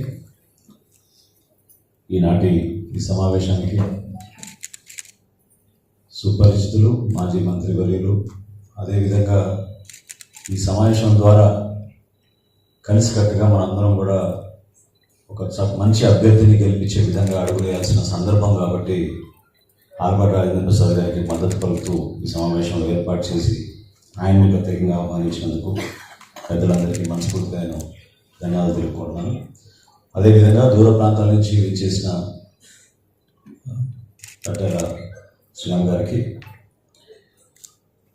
భారతీయ జనతా పార్టీ నుంచి జయప్రకాష్ గారు, స్థానికంగా మన వెంకయ్యనాయుడు గారు, వాసుదేవ్ నాయుడు గారు, అదేవిధంగా నయూబ్ కమల్ గారు, ఇస్మాయిల్ బేగ్ గారు, చందు సాంబశివరావు గారు, తెలుగుదేశం పార్టీ నుంచి కరీముల్లా గారు, తాడిపోయిన హరిప్రసాద్ గారు, చెన్నకోటి గారు, కేశం కోటేశ్వరరావు గారు, అదేవిధంగా జగన్నాథ మహేష్ గారు, రఘురామయ్య గారు, పేరు మర్చిపోతే క్షమించండి. వీటన్నిటికన్నా ముఖ్యం, ఎన్నికల తర్వాత మొట్టమొదటిసారి మనం సుధాకర్ గారు, లాస్ట్ టైం కూడా ఇక్కడ ఎన్నికలప్పుడు 2-3 సందర్భాల్లో మనందరం కలుసుకున్నాం. కార్యకర్తలుగా మన పార్టీ అధ్యక్షులు తీసుకున్న నిర్ణయానికి కట్టుబడి ఉంటామని, రాష్ట్రంలో ఒక మంచి పరిపాలన తీసుకొచ్చి ఏ విధంగా సామాన్యులు చితికిపోతున్నారో, నలిగిపోయారో వాటిని అధిగమించడానికి Telugu Desam party, Janasena party, Bharatiya Janata party కలిసి కూటమిలో భాగంగా ఆంధ్రప్రదేశ్ ప్రజలకి ఆదర్శవంతంగా నిలబడి ముందుకెళ్లాలని మనందరం కూడా గతంలో మాట్లాడుకున్నాం. ఎన్నికలప్పుడు సహజంగా ప్రతి ఒక్కరం కూడా ఒక నియోజకవర్గాన్ని ఎంపిక చేసుకుంటాం. అక్కడ మన కెరియర్ని మనం బిల్డప్ చేసుకుంటూ క్యాడర్తో పాటు మమేకమై అనేక అభివృద్ధి కార్యక్రమాలు, సంక్షేమ కార్యక్రమాలు, పార్టీ పరంగా కార్యక్రమాలు చేసుకుంటూనే వస్తాం. కానీ ఎప్పుడైతే Janasena party, Telugu Desam party, Bharatiya Janata party కలిసి ముందుకెళ్లాలని నిర్ణయించుకున్నామో ఆనాడు ఆల్బర్ట్ రాజేంద్ర ప్రసాద్ గారిని కలిసి తెనాలి నియోజకవర్గం గురించి మాట్లాడుకున్నప్పుడు ఆయన కానీ నేను కానీ ఒకే నిర్ణయం తీసుకున్నాం. అదేంటంటే పార్టీల పరంగా తీసుకునే నిర్ణయాన్ని మనం గౌరవించుకుందాం. కూటమిలో భాగస్వాములుగా మనందరం కూడా వ్యక్తులుగా ఎదగాలి. ఎవరికి అవకాశం ఇచ్చినా కూడా పార్టీ నిర్ణయానికి మనం కట్టుబడి ఉన్నాం. అయితే ఆంధ్రప్రదేశ్ భవిష్యత్తును దృష్టిలో పెట్టుకుని 100% పొత్తు అనేది మాత్రం చాలా అవసరం అని మొదటి రోజు నుంచి కూడా ఆల్బర్ట్ రాజేంద్ర ప్రసాద్ గారు ఎప్పుడు చెప్తూనే వస్తూ ఉన్నారు. సో పొత్తులో భాగంగా వ్యక్తిగతంగా ఒకరిద్దరికి ఉపయోగపడిన, కొంతమందికి ఇబ్బంది కలిగిన, రాష్ట్రానికి మేలు జరగాలి, మన ప్రజలకి మేలు జరగాలి, మన ప్రాంతానికి ఇంకా మంచి రోజులు రావాలి అనే తపనతోటి ఆ రోజు నుంచి కూడా మేము కలిసి పనిచేసాం. గత ఎన్నికల్లో నామినేషన్ వేసే రోజు కన్నా ముందు నుంచి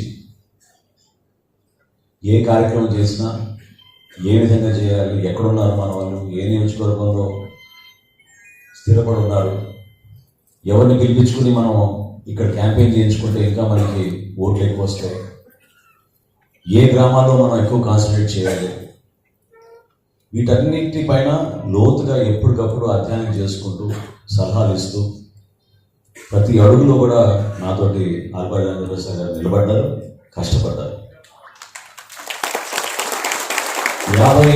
సుమారు 50,000 మెజార్టీ వచ్చిందంటే అదేదో కేవలం ఒక వేవ్లో వచ్చిందనో లేకపోతే 10 మంది కలిసి ఒక సమూహంగా ఎలక్షన్ చేశారనో కాదు.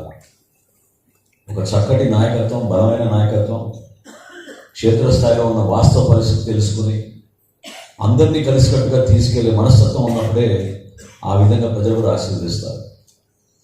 ఎప్పుడైతే 2019 ఎన్నికల తర్వాత జనసేన పార్టీ, భారతీయ జనతా పార్టీ 2020 జనవరిలో మొట్టమొదటిసారి ఢిల్లీకి వెళ్ళినప్పుడు పవన్ కళ్యాణ్ గారు భారతీయ జనతా పార్టీ పెద్దలు కూర్చుని మేము మాట్లాడుకున్నప్పుడు ఆంధ్రప్రదేశ్ కోసం మేము మీ దగ్గరికి వచ్చాం, అమరావతి కోసం మీ దగ్గరికి వచ్చాం, అక్కడ రైతులు ఎదుర్కొన్న సమస్యల కోసం మీ దగ్గరికి వచ్చాం అనే మాట అన్నప్పుడు భారతీయ జనతా పార్టీ నాయకులు కూడా ఆ రోజు స్పందించి తప్పకుండా అది చాలా పెద్ద పొరపాటు జరుగుతుంది ఆంధ్రప్రదేశ్లో.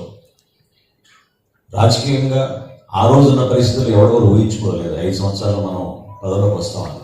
కానీ ప్రభుత్వంలో ఉన్న పెద్దలు తీసుకునే నిర్ణయాలు జాతికి నష్టం కలిగించే విధంగా కార్యక్రమాలు చేస్తున్నప్పుడు ఖచ్చితంగా మీకు అండగా నిలబడతామని ఆ రోజు పెద్దలు ఆశీర్వదించారు.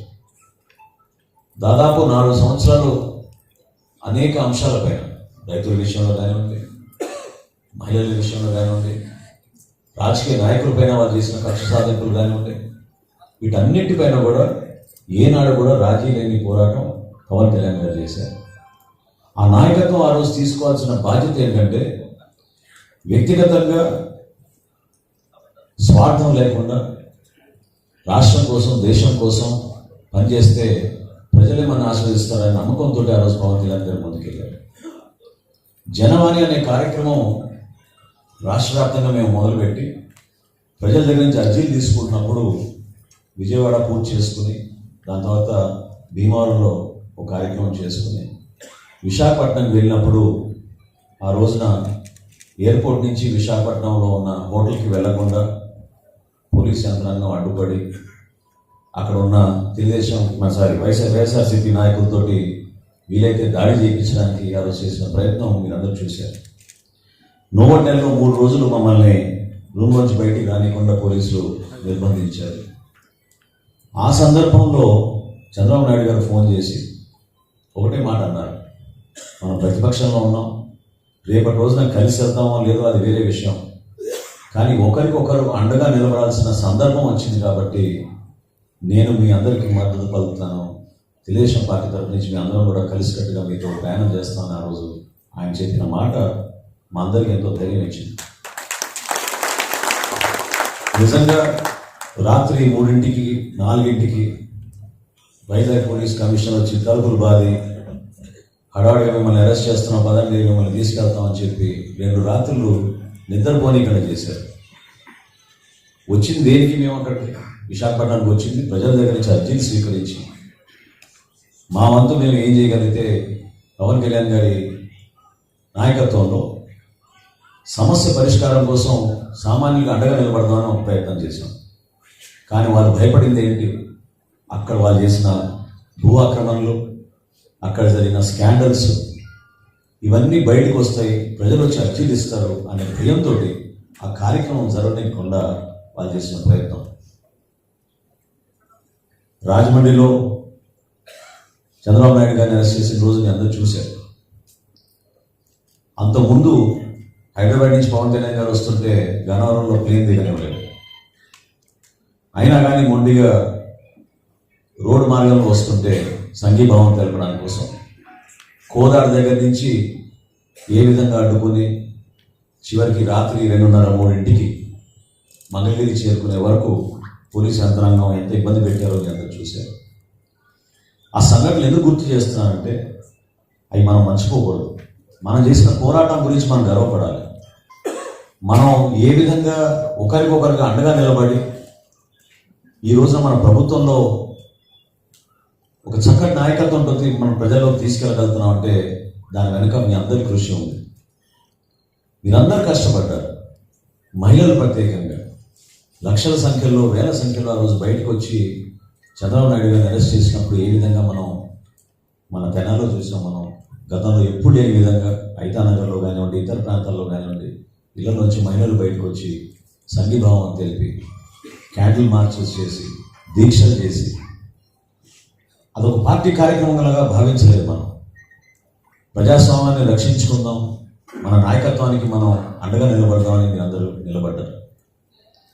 ఎన్నికలప్పుడు కూడా ఎంతో ఆప్యాయంగా, అభిమానంగా మేము ఎక్కడికి వెళ్ళినా కూడా మీరు స్వాగతించారు, ఒక అండగా నిలబడ్డారు. ఓట్ల సమయంలో మీరు చూశారు, అంటే ఊహించని విధంగా మీరు మెజారిటీస్ ఇచ్చారు. శాసనసభలో ఇచ్చిన మెజారిటీ పార్లమెంట్లో రావాల్సిన మెజారిటీ అవన్నీ కూడా అంత భారీగా మీరందరూ కూడా అండగా నిలబడ్డారు. ఎక్కడ కూడా గ్యాప్ లేకుండా కలిసికట్టుగా మనం పనిచేసుకున్నాం. ఆ రుణం తీసుకోవాల్సిన అవసరం, సందర్భం ఇప్పుడు వచ్చింది. రాజకీయాల్లో ఎప్పుడు కూడా స్థిరంగా, ఓపికగా, నిజాయితీగా నిలబడినప్పుడే నాయకత్వం కనపడుతుంది. సందర్భాన్ని బట్టి మనం మారిపోతూ ఉంటే అది నాయకత్వం కాదు. కాబట్టి మిమ్మల్ని అందరినీ నేను కోరుతున్నాను, ప్రత్యేకంగా మన జనసేన పార్టీ నాయకులందరినీ కూడా ఇది ఒక చక్కటి అవకాశం. మనకి ఏ విధంగా ఆలపాటి రాజా గారి నాయకత్వంలో అందరూ కూడా కలిసికట్టుగా పనిచేశారు గత ఎన్నికల్లో. ఆయన గెలుపు కోసం ఈ ఎన్నికల్లో మనందరం కూడా అదే విధంగా కష్టపడాలి. జనరల్ ఎలక్షన్గా కాకుండా గ్రాడ్యుయేట్ ఎమ్మెల్సీ ఎలక్షన్లో కొంచెం టెక్నికల్గా, లోతుగా ఆలోచించాల్సిన అంశాలు ఉంటాయి. ఖచ్చితంగా 23,000 ఓటర్లు ఉన్నారు మనకి తెనాలి నియోజకవర్గంలో. 27 పోలింగ్ బూతులు ఉన్నాయి. ప్రతి పోలింగ్ బూత్కి మనం విభజించుకొని, నేను మాట ఇచ్చాను బీటీ నాయుడు గారికి, రేపు మధ్యాహ్నం లోపు 15 మంది అబ్జర్వర్స్ని, ఎవరైతే 15 మంది తెలుగుదేశం పార్టీ నుంచి ఈరోజు క్షేత్రస్థాయిలో పనిచేస్తున్నారో రాజా గారి తరఫున, వాళ్ళకి తోడుగా, అండగా, బాధ్యతతోటి వ్యవహరించడానికి ఒక 15 మంది జనసేన పార్టీ నుంచి కూడా రేపు ఉదయం నుంచి ప్రతి బూత్లో కూడా లోతుగా అధ్యయనం చేసి అక్కడ ఉన్న ఓటర్స్ ఎవరున్నారు, ఎవరిని మనం కలిసి ప్రభావితం చేయగలుగుతాం, అభ్యర్థించగలుగుతాం అనే విషయం పైన ఖచ్చితంగా ఒక ఎక్సర్సైజ్ జరగాలి. ఇతర క్యాండిడేట్ల గురించి మనకు అనవసరం, వాళ్ళు ఉన్నారా లేరా అనే దాన్ని కూడా చాలామంది ప్రశ్నిస్తూ ఉన్నారు. కానీ ఎలక్షన్ ప్రాసెస్లో మాత్రం మనందరం కూడా చాలా జాగ్రత్తగా, ఓపికగా చేయాల్సిన సందర్భం ఖచ్చితంగా ఇప్పుడు వచ్చింది. జనరల్ ఎలక్షన్ అప్పుడు మనం హడావిడి చాలా చేస్తాం, ఊరేగింపులు చేస్తాం, జెండాలు పట్టుకుని తిరుగుతాం. కానీ ఈ ఎలక్షన్లో మాత్రం ఫస్ట్ ప్రిఫరెన్స్ ఓట్, ఒకే ఒక ఓటు ఆలపాటి రాజేంద్ర ప్రసాద్ గారికి 1వ నంబర్లో వేయమని మనందరం కూడా కలిసికట్టుగా అభ్యర్థించాల్సిన అవసరం ఖచ్చితంగా ఉంది. ఈ కార్యక్రమం ద్వారా రాష్ట్రానికి మనం ఒక చక్కటి సంకేతం ఇస్తాం, ప్రజల్లో ఒక విశ్వాసం నింపగలుగుతాం. ఎందుకంటే ఎన్ని ఆర్థిక ఇబ్బందులు ఉన్నా కూడా మీరు అందరూ చూశారు చంద్రబాబు నాయుడు గారు పడుతున్న కష్టాలు. భవిష్యత్తు కోసం, విద్యార్థుల కోసం, ఎవరైతే ఉద్యోగ అవకాశాల కోసం పాపం ఎదురు చూసి ఇతర ప్రాంతాలకి వలసలు వెళ్ళిపోయారో వాళ్ళని తిరిగి మన ప్రాంతానికి పెట్టుబడులు తీసుకొచ్చి వాళ్ళు ఆహ్వానించి ఇక్కడ పనిచేసుకుని వాళ్ళ కుటుంబాలతో పాటు ఉండే విధంగా మనం చేస్తున్న ఆలోచన. ఉపాధి అవకాశాల ద్వారా 2047కి స్వర్ణ ఆంధ్రప్రదేశ్ వచ్చేటట్టు, ప్రతి కుటుంబంలో కూడా ఒక ఎంటర్ప్రినర్ వచ్చేటట్టు, అందులో ఎవరి స్వార్థం లేకుండా అంతిమంగా మన రాష్ట్రం ముందుకెళ్తున్న ఆలోచనతోటి మనం చేస్తున్న కార్యక్రమాన్ని మీ అందరూ చూశారు. కష్టకాలంలో కూడా ఇన్ని ఆర్థిక ఇబ్బందుల్లో రోడ్లకు మరమ్మతులు చేసాం, అభివృద్ధి కార్యక్రమాలు చేస్తున్నాం. తెనాల్లో గతంలో ఎప్పుడు కనివిని రీతిలో ఒక ప్రణాళికబద్ధంగా మనం కార్యక్రమాలు చేసుకుంటూ వెళ్తున్నాం. ఈ 8 నెలల్లో దాదాపు 60 కోట్ల రూపాయలు మనం తీసుకొచ్చి అనేక అభివృద్ధి కార్యక్రమాలు చేసుకుంటూ ముందుకు వెళ్తున్నాం. ఇంకా చేయాల్సిన చాలా ఉంది. మాటించాం ఎన్నికలప్పుడు, రాజా గారు నేను కూడా కలిసి ప్రతి సందర్భంలో ఇదే అనుకున్నాం. ఏ నియోజకవర్గంలో జరిగిన అభివృద్ధి తెనాల్లో చేసి చూపిస్తాం. దానికోసం మేము అహర్నిశలు కృషి చేస్తాం. కార్యక్రమం ముందుకు తీసుకెళ్ళడానికి మీ అందరి సహకారం అవసరం.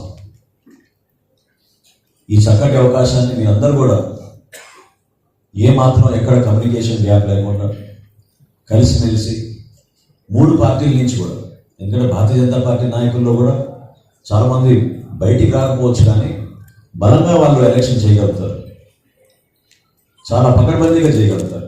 వాజేవ్ నాయుడు గారు నేను చూశాను ఏ విధంగా ఆయన పనిచేస్తారో నియోజకవర్గంలో. వాళ్ళ టీం వర్క్ ఉంది. అదేవిధంగా తెలుగుదేశం పార్టీకి ఉన్న అనుభవం జనసేన పార్టీలో మా నాయకులకు అంత లేదు. మీకున్న స్ట్రక్చర్ మాకు లేదు. స్ట్రక్చర్ ఏర్పాటు చేసుకోవడానికి కొంచెం సమయం పడుతుంది. మీకున్న క్లస్టర్స్, యూనిట్స్, బూత్ మేనేజ్మెంట్ ఏ విధంగా మీరు చేయగలుగుతారు, అది జనసేన పార్టీలో లేదు. ఇంకా మేము కేవలం మండల స్థాయి వరకే వచ్చాం. గ్రామ స్థాయికి వెళ్ళాలి, కమిటీలు వేసుకోవాలి, రేపటి రోజున బూత్ కమిటీలు వేసుకోవాలి. ఇవన్నీ కూడా పార్టీ నిర్మాణంలో భాగంగా వీలైనంత వరకు పవన్ కళ్యాణ్ గారు దాని గురించి కృషి చేసి ముందు తీసుకొస్తానే ఉన్నారు. కానీ ఇప్పుడు ప్రభుత్వంలో ఉన్నాం, మన బాధ్యత పెరిగింది. ప్రజల్ని చూసుకోవాలి, పరిపాలన చూసుకోవాలి, పార్టీని కూడా మనం బలోపేతం చేసుకోవాలి. కాబట్టి మీరందరూ కూడా ఇది ఒక చక్కటి వేదికగా ఉపయోగించుకోండి, ఒక చక్కటి అవకాశంగా మనందరం కూడా భావించుకున్నాం. వీలైనంత వరకు ఎక్కువ మందిని కలిసి వాళ్ళందరినీ కూడా ఎట్టి పరిస్థితుల్లో 27వ తారీఖున మధ్యాహ్నం లోపే ఓటింగ్ జరిగే విధంగా, అట్ ద సేమ్ టైం వాళ్ళు ఫాలో అవుతున్న సిస్టమ్, ప్రతి 30 మందికి ఒక ఇన్ఛార్జ్ నియమించుకున్నారు. మీరు కూడా వాళ్ళతో సంప్రదించి, ఎవరైనా మనకి తెలిసిన వాళ్ళు ఊళ్ళో లేకపోవడం, కొంతమంది బెంగళూరులో ఉన్నారు, కొంతమంది హైదరాబాద్లో ఉన్నారనో, వాళ్ళకి పర్సనల్గా మనం ఫోన్లు చేసి ఆహ్వానించే విధంగా, వాళ్ళు కూడా ఈ ఎన్నికల్లో ఒక బాధ్యతతోటి పాల్గొనే విధంగా చేయాల్సిన అవసరం మనందరికీ ఉంది. చుట్టుపక్కల నివసిస్తున్న వాళ్ళని కూడా మనందరం కూడా కలిసి వాళ్ళు ఆహ్వానించాల్సిన అవసరం కూడా ఖచ్చితంగా ఉంది. వీటన్నిటిని మీ దృష్టిలో పెట్టుకొని మనస్ఫూర్తిగా మనందరం కూడా ఆలపాటి రాజేంద్ర ప్రసాద్ గారి విజయం కోసం, తద్వారా మన కూటమి అభ్యర్థి అద్భుతమైన మెజార్టీతో గెలిచే విధంగా మనస్ఫూర్తిగా అందరం కలిసి పనిచేద్దామని ఈ చక్కటి అవకాశం నాకు కల్పించి ఆహ్వానించిన పేరు అందరికీ నమస్కారం. ఇక చివరిగా మనం ముందుగానే అనుకున్నట్లు మన పెళ్లి కొడుకు ఆ మాట అంటే అన్న ముసుగుసిన అవుతున్నాడు. అంటే ఎలక్షన్ పెళ్లి కొడుకు కృష్ణా గుంటూరు గ్రాడ్యుయేట్ ఎమ్మెల్సీ ఎన్నికల్లో బీజేపీ, జనసేన, తెలుగుదేశం పార్టీ బలపరిచినటువంటి మాజీ మంత్రివర్యులు, మీ అందరి అభిమాన నాయకుడు అన్న మొన్న ఏదన్నారు, డెల్టా టైగర్ గౌరవనీయులు పెద్దలు ఆలపాటి రాజేంద్ర ప్రసాద్ గారు, అంటే ఆలపాటి రాజు గారిని మాట్లాడవలసిందిగా కోరుతున్నాను.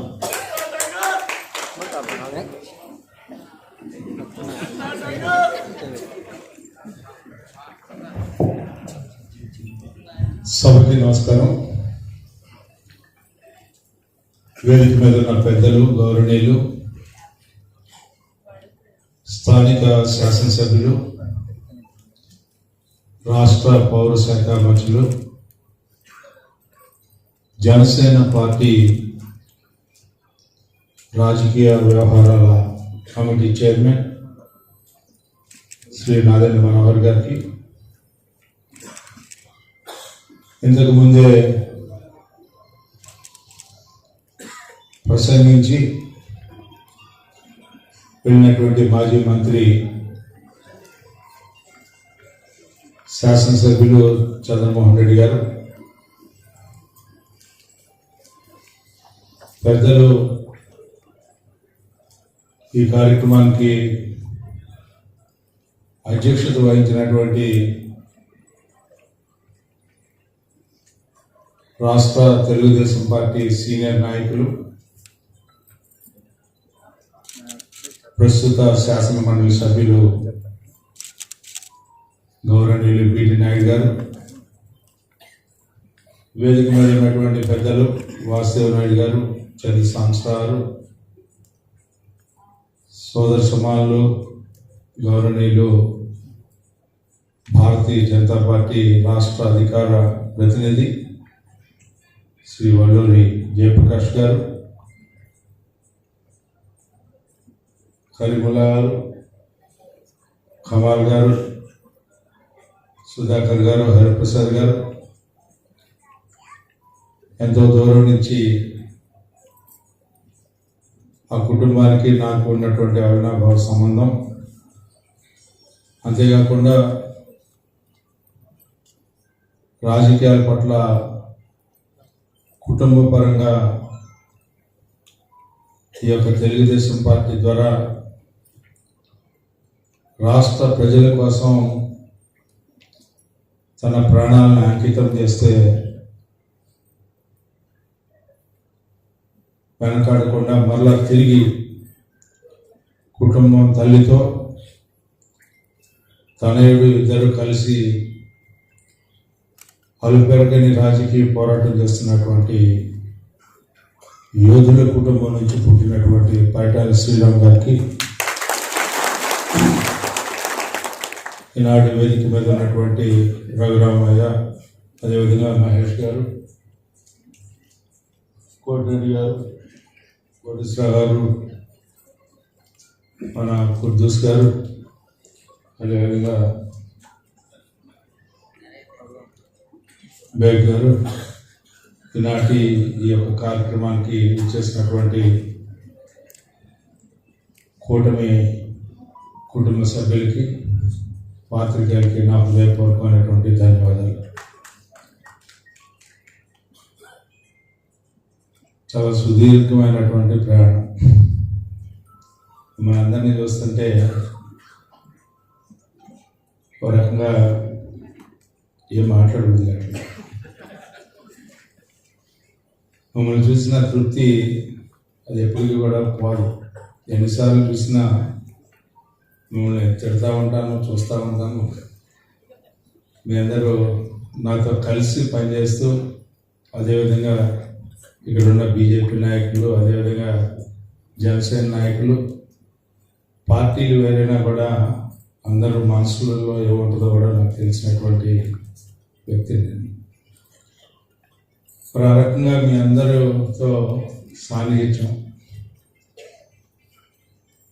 నా 17 ఏళ్ళ ప్రాయం అనుకుంటా రాజకీయాలకు వచ్చాను. అంటే 1977 సంవత్సరంలో నేను రాజకీయాల్లో రావడం జరిగింది ఒక విద్యార్థి నాయకుడిగా. 1989లో పార్టీ ఓడిపోయింది, తెలుగుదేశం పార్టీ ఓడిపోయినప్పుడు నేను ఈ ప్రాంతంలో తిరుగుతూ ఉన్నాను. డాక్టర్ దగ్గపాటి వెంకటేశ్వర నేను ఇద్దరం కలిసి తిరుగుతూ ఉన్నాను. తిరుగుతూ ఉన్నప్పుడు మా ఊరు వాళ్ళకి బేడీలు వేసి హాస్పిటల్లో వచ్చారు. దేనికి బేడీలు వేసి ఉంచారని చెప్పి మేము వెళ్ళి చూడటానికి వెళ్తే ఆనాటి వరదల సందర్భంగా నష్టపోయినటువంటి రైతాంగాన్ని కాపాడటంలో విఫలమైనటువంటి ఆనాటి ప్రభుత్వం ప్రభుత్వానికి వ్యతిరేకంగా వెళ్ళారు అని చెప్పి వాళ్ళని దగ్గరికి వాళ్ళ యొక్క బాధలు చెప్పుకోవడానికి వెళ్తే వాళ్ళ మీద దాడికి వచ్చారని చెప్పి ఆనాడు వీళ్ళందరికీ బేడీలు వేసి జైల్లో ఉంచారు. అది చూసి ఈ ప్రాంతం అంతా కూడా పర్యటించి ఆనాడు జిల్లా పరిషత్ R&D గెస్ట్ హౌస్కి దగ్గుబాటి వెంకటేశ్వరరావు, MSS కోటేశ్వరరావు వీళ్ళందరం కలిసి అక్కడున్న మంత్రులు కన్నా లక్ష్మణ్ గారు, అదేవిధంగా సమరసింహారెడ్డి గారు వీళ్ళిద్దరూ కూడా ఐబీలో ఉంటే వెళ్ళి చూడటానికి వెళ్ళాం. ఎందుకు చూడటానికి వెళ్ళామంటే ఇక్కడ ఉన్న జరిగిన సంఘటనలు ఇవన్నీ చెప్పడానికి వెళ్తే వెళ్ళగానే వెళ్ళి అసలు వీళ్ళు మాట్లాడబోతుంటేనే what doctor why you came here అన్నాడు సమరసింహారెడ్డి. ఏంటి డాక్టర్ గారు నువ్వు ఎందుకు వచ్చావు ఎక్కడికి అని ఏదో చెప్పబోతుంటే you have no role at all here, నీకు ఇక్కడేమీ ఆస్కారం లేదు మాట్లాడటానికి, ఇది మా ప్రభుత్వం, మా ప్రభుత్వం కంటే అనేకంటే కూడా it's my domain, you have no role to discuss here, will take care of everything. మేము ఇది మా రాజ్యం, ఈ రాజ్యంలో నీకు మాట్లాడే అవకాశం లేదు, మేము చూసుకుంటామని మీరు వెళ్ళవచ్చారు. అందరూ కామ్గా ఉన్నారు. నాకెందుకో నేను అప్పటికి ప్రాక్టీస్ చేసుకుంటా ఉన్నాను హైకోర్టులో న్యాయవాది. Minister, it is not your domain, it's we are in the democracy అని చెప్పి అనగానే అన్నాడు. అవునండి, మనం ప్రజాస్వామ్యంలో ఉన్నాం, ప్రజలు బాధపడుతుంటే చెప్పడానికి మా బాధ్యత ఉంది. ఆ రకంగా ఈ రోజున ఇక్కడ రావడం జరిగింది. వినపోవటం మీ ఇష్టం, అంతేగాని మాకు హక్కు లేదనడానికి మీకు లేదు అని అనగానే వెనకమాల ఉన్న జనం దూకపోయారు మా మీద. మేము 10 మంది ఉన్నాం, వాళ్ళు అందులో పవర్ ఉంది కాబట్టి మంత్రులు 2 ఉన్నారు కాబట్టి 100 మంది ఉన్నారు. 100 మంది ఉంటే సరే నేను చెప్పాను, అరే బాబు మీరందరూ నాకు తెలిసిన వాళ్ళే, నా గురించి కూడా మీ అందరికీ మీ పెద్దలకి చిన్నలకి అందరికీ తెలుసు, ఎవరు బాగా ఊరుకున్నాయని చెప్పి అనేటప్పటికే ఒక్కొక్కళ్ళు కాస్త అవము అని అంటే నేను అన్నాను, మీ మంత్రి గారికి కూడా తెలిసిన సంగతి, ఊరినే మాట్లాడబాకుండా. అది జరిగింది. అందులోకి మళ్ళీ వెలుగా బయటకు వస్తుంటే ఈ లోపల ఎవరో వచ్చి రాళ్ళు పట్టుకొని ఉన్నారండి, అది పట్టుకొని ఉన్నారు, ఇది పట్టుకొని ఉన్నారంటే డాక్టర్ గారు ఉన్నాడు, కొట్టారులే నడుచుకుంటానే వెళ్దామని చెప్పి అందరు అన్నారు. మేము అందరం కూడా నడుచుకుంటూ వెళ్ళాం. ఎవరు కొట్టలేదు, ఎవరు ఏమనలేదు, వచ్చాం. ఆ మరుసటి రోజే మామూలుగా నాకు వారానికి మా మొబా చంద్రశేఖర్ మా సీనియర్తో పాటు వాళ్ళ ఇంటికి వెళ్తా ఉండేవాడిని. ఎన్టీఆర్ గారి దగ్గరికి వెళ్ళి ఎందుకు వెళ్తా ఉండేవాడు అంటే ఆయన మీద ఒక 200 ఆరోపణలతో కూడినటువంటి ఒక రిట్ పిటిషన్ ఇస్తారు ఆ రోజుల్లో. ఏమిటంటే యాతావాత 200 పిటిషన్, 200 పేజీల్లో ఉన్నటువంటి సంగ్రహం. ఆయన గోడ, రామకృష్ణ థియేటర్ గోడ ఒక 2 సెంటీమీటర్లు రోడ్డు వైపు కట్టారు అని చెప్పి 2 సెంటీమీటర్లు. సెంటీమీటర్ ఎంత ఉంటుందో జగదీశ్వరుడు బాగా వాదిస్తావు లాయర్గా. ఒక 2 సెంటీమీటర్లు అంటే ఇంత ముందుకు జరిగింది అంటే దాని మీద వాదోపవాదాలు జరిగినాయి ఒక 15-20 రోజులు. ఈ 200 ఆరోపణల మీద జరిగితే 7 కూర్చున్నటువంటి ధర్మాసనం ఆ 2 వీటి మీద 2 సెంటీమీటర్ల మీద ఇష్యూ మీద ఒక రిమార్క్ పాస్ చేశారు. ఆ సందర్భంలో మేము వాదోపవాదాలు జరిగేటప్పుడు అక్కడున్న చీఫ్ జస్టిస్ మీద ఒకసారి ఆయన ఏజ్ ఆయన కంటే తమ్ముడు రిటైర్ అయ్యాడు, ఇది ఇంకా జడ్జిగా ఎట్లా కొనసాగుతున్నాడు అని చెప్పి జడ్జెస్ మీద వేసే అధికారం మనకు లేదు. రాజ్యాంగబద్ధంగా ఏ హక్కు కూడా మనకు లేదు. ఒక పార్లమెంట్కే ఇంపీచ్ చేసే అధికారం ఉంది. అయినా కూడా వాళ్ళు గోల్ చేశారు కాబట్టి మనం కూడా గోల్ చేయాలని చెప్పి ఒక రిపిటిషన్ తయారు చేసి కోవారంట మూవ్ చేసి ఆ జడ్జి ముందుకి వెళ్ళి నీ మీద కోవారంట మూవ్ చేస్తున్నాము, నాకు ఆర్డర్ ఇవ్వమని అడిగితే అది ఇంకో బెంచ్ మీద కేసి ఇవ్వమని ఆయన వేసాడు. అది అక్కడ బాధ్యత చేసింది. అట్లా రకరకాల చేస్తా ఉంటే నా యొక్క పద్ధతి చూసి ఒక రోజు రామారావు గారు చంద్రశేఖరరావుకి వెళ్తే ఈ లోపల ఈ గొడవ జరిగింది. ఇట్లా రాజేంద్ర ప్రసాద్ మాట్లాడాడంట మంత్రులతో. అది వెళ్ళగానే ఏమండి బ్రదర్ ఏంటి నిన్నంతా హడావుడి చేశారంట అంటే నేను సార్ అని చెప్పి కూర్చున్నా. ఏంటి మీకు రాజకీయాల్లోకి వెళ్ళడం ఇష్టమా అన్నాడు. నాకేం అనిపించలేదు. 2 సందర్భాల్లో ఆయన ఏం మాట్లాడితే తలకాయ ఒప్పడం తప్పితే మనకేం అనిపించింది. ఒకటి అది నేను వెంటనే తలకాయ విప్పాను. నాకు మంచి ప్రాక్టీస్ ఉండేది ఆ రోజు. నేను దాదాపు జస్టిస్ రమణ గారు, జస్టిస్ ఎల్నాగేశ్వర గారు వాళ్ళిద్దరితో పాటు నేను వాళ్ళిద్దరికంటే జూనియర్ 5 ఏళ్ళు. వాళ్ళిద్దరితో పాటు ఒక్కో నెల నాకు వాళ్ళకంటే ఎక్కువ డబ్బులు వచ్చాయి, ఒక్కోసారి వాళ్ళతో సమానంగా వచ్చాయి. అట్లా ఉండేది నా ప్రాక్టీస్. ఎందుకంటే నాకు ఇది స్టేట్ వైడ్గా ఉన్న రిలేషన్స్, నాకున్న ఫ్రెండ్షిప్స్ కానీ లేకపోతే ఏదైనా కానీ డబ్బులు ఉన్నా లేకపోయినా ముందర ఫైల్ వచ్చేది మా దగ్గరికి. అట్లా ఆ రకంగా ఫైల్స్ వచ్చే వ్యక్తి ఇంకో ఆయన ఉన్నాడు హైకోర్టులో, వాళ్ళ నాన్నగారు నారాయణ భాస్ గారు. నేను వెళ్ళినప్పుడు నాకు అందరూ చెప్పేవాడు. ఆయన చెట్టు కింద పిలిచి కుర్రాళ్ళందరినీ పిలిచి టీ పిలిచి ఏంటి ప్రమాణంగా మాట్లాడుతూ ఉండేవాడు అని చెప్పి. మేము వచ్చేటప్పటికి ఆయన బయటకు వెళ్ళిపోయారు, రాజకీయాల్లో ఉన్నారు. కానీ ఆయన గురించి చెప్తాను. నన్ను నవ్వుతూ ఉండేవాళ్ళు. మరే నువ్వు మళ్ళీ చేరావరా, అట్లా పోగేస్తున్నావురా జనాల్ని, నేను బీసీ ఎస్సీ ఎస్టీ వీళ్ళందరినీ పోగేస్తూ ఉంటాను. పోగేసి అక్కడ కూర్చొని మాట్లాడుతూ ఉండేవాడిని. ఇట్లా జరుగుతూ ఉండే. ఈ తరుణంలో అన్నగారు ఇట్లా అడగటం, ఏదో నాకు దేవుడు దిగొచ్చి ఏదో నీకు ఏం వరం కావాలి అంటే నాకు ఏదో వరం అడిగినట్టు ఆయన ఇచ్చేసినట్టు. నాకేం అప్పుడు ఓడిపోయి ఉన్నాం. 1989కి పార్టీ ఓడిపోయాడు. ఓడిపోయినప్పుడు ఏంటి రాజకీయాల్లోకి వెళ్తావు, నీకు ఏం కావాలంటే నేను వెళ్తాను సార్ అని వచ్చి అదే రోజు బట్టలు గట్టలు సర్దుకొని నా వైఫ్ని గుంటూరు వెళ్దామని చెప్తున్నాను. ఆమెకి ఏం లేదు, నోరు ఎల్లబెట్టింది, కళ్ళు ఎల్లబెట్టింది, న్యాయంగా చూస్తూ ఉంది. ఏంటి పిచ్చాడట శుభ్రంగా హాయిగా శుక్రవారం వస్తే సినిమాకి తీసుకెళ్తున్నాడు, చక్కగా హోటల్లో తీసుకెళ్తున్నాడు, ఇదేంటి ఇక రాజకీయం అంటున్నాడు ఏంటి అని చెప్పి ఒక రోజు ఏదో సందర్భంలో ఆ ట్యాంక్ బండ్ మీద తీసుకెళ్తే మీకు ఏంటి ఏం అవ్వాలని ఉందని అడిగింది. నాకు అడిగి చూస్తే అసెంబ్లీ కనపడింది. నాకు అన్ని దానిగా చూసి ఎమ్మెల్యే అవ్వాలని ఉందని చెప్పాను. అంటే యాదృచ్ఛికం ఇవన్నీ. ఆ రకంగా అన్నగారు అడగటం, అడిగిన తర్వాత వచ్చి అందరూ వస్తుంటే ఒక్క వ్యక్తి తప్పితే మిగతా వాళ్ళందరూ నన్ను ఎందుకు వెళ్తున్నావు, ఓడిపోయినప్పుడు వెళ్ళటం ఏంటి, ఏం చేస్తావు ఓడిపోయి వెళ్ళి, ఎందుకు నువ్వు డెసిషన్ తీసుకుంటున్నావు అని అడిగారు. ఒకే ఒక్క వ్యక్తి మా తండ్రి గారు, ఎప్పుడైతే నువ్వు ప్రజల్లోకి వెళ్ళి ప్రజల్లో తిరిగి ప్రజలతో నొప్పి పొంది ఆ రకంగా నువ్వు నాయకుడు అవుతావో అదే నిజమైనటువంటి నాయకత్వం అని చెప్పి చెప్పండి. నాకు అదే ఇప్పటికీ ఉండదు. పని చేయాలి, పని చేసి మెప్పించాలి, మీ అందరితో కలిసి పని చేయాలి. పెత్తనం చేయడం అనేది నాకు కొత్త కాదు, కానీ పెత్తనం అనేది నాకు పెద్ద ఇష్టం ఉండదు.